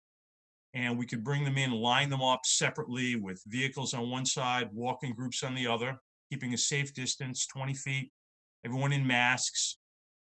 Chief Dunn has committed to having police detail there to make sure that, spectators don't come in and out, that it would remain, isolated. And what we could do is blend those groups together, go down through the upper parking lot of Marine Park, down by the Flying Bridge, and then along the road where the harbor is. And FCTV said that they could film the parade. So the whole idea would be then we would film it. It would happen very quickly. The groups would be left, apart by 20 feet. And then we do a voiceover and a commentary after. And FCTV would broadcast this, at noon on Sunday, December 6th, when the parade was supposed to happen. Normally, we bring in a lot of groups that we pay to bring in, horses and acts. They would not be invited. This would be strictly, this year would be for community groups. I spoke to Kayla Peard over at Falmouth High School. They're working on a project for the band there to kind of put things together there. They can't all get together. Obviously, they can't march, but they would be willing to do a video of the different members of the band coming up with a song and playing. So there'd be music in the background. We could get the kids involved as well. And so that's our idea. And, but time is ticking. We wanted to get your support and your approval. And then what we would do is put together the specific plan, invite the regular nonprofit groups and the walking groups. The chief said that, with masks, the police could do the honor guard. We would, of course, ask our elected officials to march in a responsible manner, again, in masks, 6 feet apart from each other. And the beauty of this whole thing is people could come in at a specific time. We would start it, and then when they were done, they just exit and leave. So there isn't a large group or a gathering of people. And again, it'd be captured on film with a voiceover after, and then broadcast at 12 noon on Sunday the 6th. Great, thank you. Let's start with any questions or thoughts or comments for Michael. Sounds like a great idea. Best we can do. Sounds like a smart, safe plan. If you're willing to do the work, I think people would appreciate it. So. Indeed. Yeah, and I would just say, I think the only concern people have is around the issue of crowds gathering. But, I think your conversations with the chief in advance and just really a recognition that that's something that can't happen, because that's where those problems arise. I think everything else sounds like it's, at least in this sort of preliminary form, really well thought out. So. Yeah, we wouldn't be advertising the actual date that this would happen to the public, and we would ask the people to participate. We'd let them know we don't want people coming and watching. And again, just to reiterate, the nice part about that area is Chief Dunn has expresses that Marine Park can be closed off. People can be kept out. So we're excited to do. I think it would be tragic to let COVID stop this annual Christmas parade that so many people want to participate in. Yeah, great, thank you. Any other? Is the feeling of this board, we're not going to vote it tonight because we don't have a plan in front of us, but is the feeling to give Michael and the chamber the thumbs up to kind of work this plan as they go forward and come back with the detailed? That's my feeling. Okay. Yes. Okay. Great. Thank you. All right. Thank you so much. There was some strategy. Put you on at the end when everyone's exhausted and they just say yes, yes. Thank you very much. You get anything you want. Yeah. Thank you very much, Great. Michael. Sounds exciting. We appreciate it. Thank you. Thank you, Mike. Okay, we have some minutes. Any feedback about the minutes? No, I have one correction, at least. And that is on page 3 of the first minutes from April 6th, I think it was. Yes. So at the bottom of page 3, Mr. Brown said the Coastal Resiliency Committee will be meeting again in the future and considered using those in Green Pond to increase the moorings. That was the Coastal Pond Management Committee, and I hope that they'll be meeting again, but they're right now not organized. So it's Coastal Pond Management, and it was the fact that they had recommended these new type moorings for Green Pond. There's a plan in place for that. Okay. Anything else? Yeah, on page 5, there's a mention of the appointment to the interview, vote, and appoint committee members for the zoning board of appeals. And we don't really make it clear at the end that we did appoint Mr. Zelinski. The last note in that paragraph of that discussion said, Mr. Jones noted that he thinks the best person for continuity is to appoint Jerry Patamas. But we ended up voting for Mr. Zelinski, so maybe there should just be the final note. Ultimately, the board voted to appoint Mr. Zelinski for the record there. Is that, were those the only ones? Those are the only two that I really noticed on that section. Okay, with those edits, do I have a motion to approve? I move to approve and release for public access. Okay. Patterson. I would second. Okay, all those in favor, Brown, Brown, aye. English Braga, aye, Patterson, Patterson, aye. Taylor, Taylor abstained. I was not here. okay, and Jones. Jones, aye. Okay, thank you. Have the July 2nd, 2020. I didn't notice anything important on that I one. didn't either. I think it was substantially correct. So with that, I'll move that we approve and release for public access the minutes of July 2nd, 2020. Second.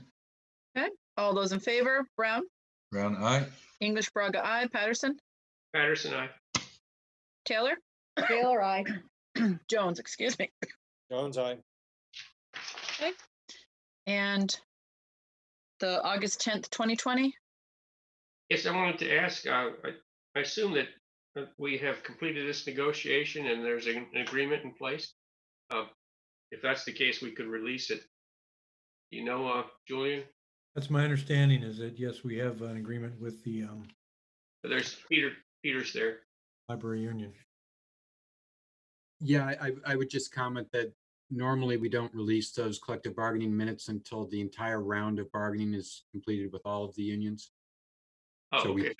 we are that's still fine. bargaining. Yeah, we are still bargaining with other unions for the same time period. Okay. Well, I will move approval and not release the minutes for the executive session of Monday, August 10th, 2020. I'll second.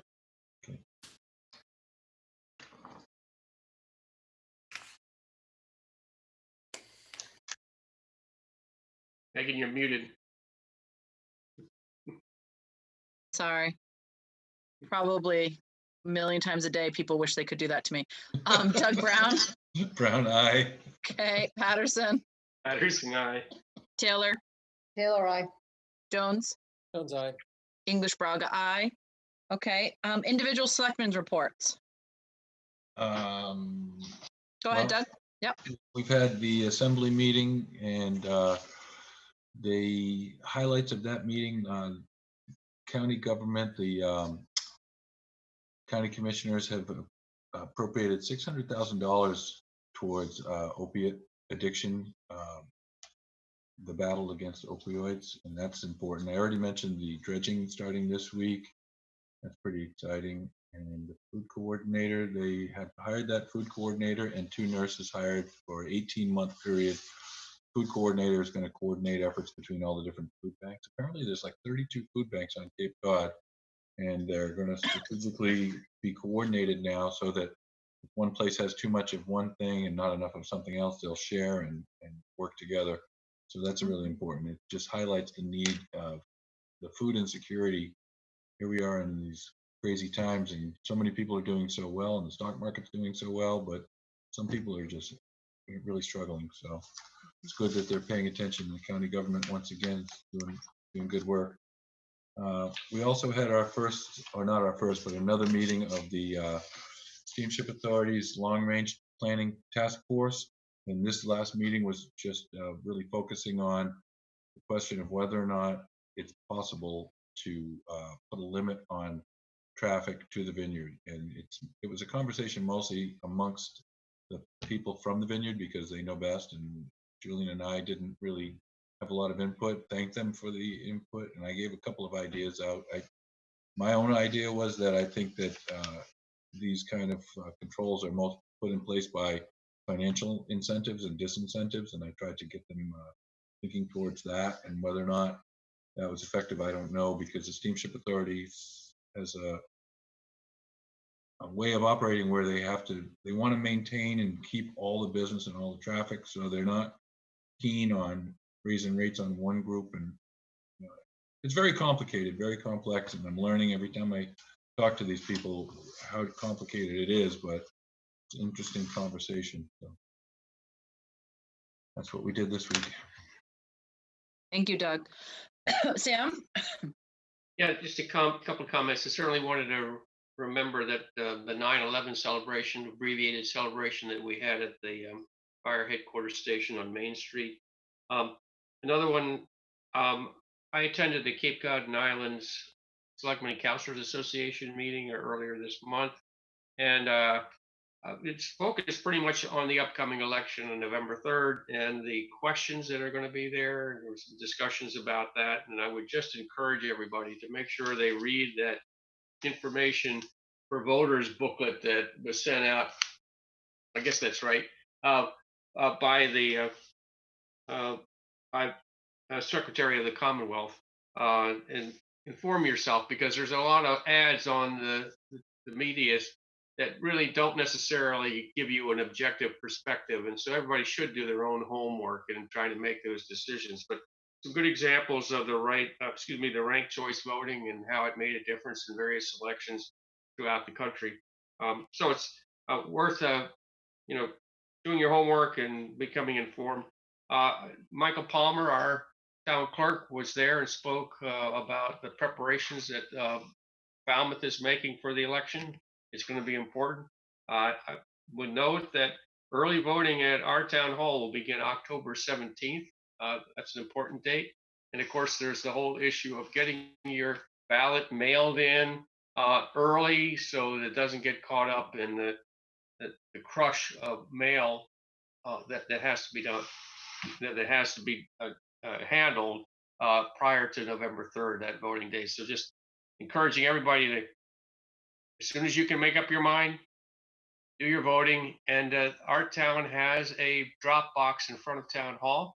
You don't have to put it into the mail. You can take it down there. There's a gray box. It looks like a mailbox, but it's gray, unlike the blue boxes that the U.S. Postal Service uses. So that's a way of directly getting it into the hands of our town clerk so that your ballot can be counted in this upcoming election.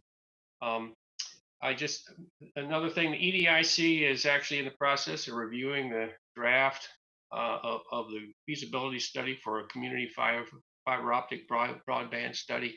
It's just in the early stages, but it's ongoing, just for your information. School started today, and I think I mentioned it already, but I'm very much impressed with all the work that's being done by staff and teachers to educate our children under these strapped down conditions. And the last thing, the Affordable Housing Committee actually will be holding the Housing Summit. It'll be a virtual presentation with the help of FCTV, and that's going to be on Wednesday, October the 14th, for your future calendar. Thank you. Thank you, Sam. I appreciate it. Maybe I should mention that the topic of that Housing Summit is basically challenges of affordable housing and social justice. We're kind of pulling both ideas together. They're linked, certainly, and that's a tease. Great, thank you. Nancy? Okay. Doug? Okay. Town Manager, Julian, Town Manager's report. Thank you. I do want to thank the board for your assistance and support in bringing the Springtown meeting to a successful closure on this past Monday evening, 1 week ago. As noted, the school department's beginning their remote classes as of today, to be followed by some in-school sessions beginning, as I understand it, the week of September 28th. We continue our collaboration with the school department in ensuring school building heating, ventilating, and air conditioning preparations as needed, essentially filtration adjustments and related adjustments, as well as in other areas of support for this important return to the school process. We continue also our preparation and transition process for town hall and town administrative buildings as well, to maintain and enhance all basic operations and serving the public during this era of social distancing. And your next regular meeting, as has been noted earlier, is next Monday, September 28th, and that concludes my report. Thank you. Julia, could I ask a question? Yep, Sam and then Doug. Yeah, early voting starting October 17th, I think I saw, but how is that going to be managed at Town Hall? Because before you would go in and line up and be, brought into that old water department. But do we have plans yet on how to handle the early voting? I know that Town Clerk Michael Palmer is heavily involved in that. I believe the old senior center is maybe the focus for that particular function. But let me clarify that and get back to you and the other members of the board, and we'll certainly have publicity on that as well. Okay, well, maybe that can be an agenda item on one of the upcoming meetings. Because I think we need to start getting the word out so people can plan. Great point. Doug Brown? One last thing I should have mentioned that I did get to participate in. Oh, you muted yourself. Touch the button. I was very interested to watch the report on Surf Drive presented by Woods Hole Group on Wednesday night, I'm not sure. But that was very interesting and enlightening, and it is, I believe, on the Coastal Resiliency page. If anybody that wants to review it and who might have missed it. It's not very long, but it's very interesting. Yes. Thank you. Yeah, good for folks to take a look at it.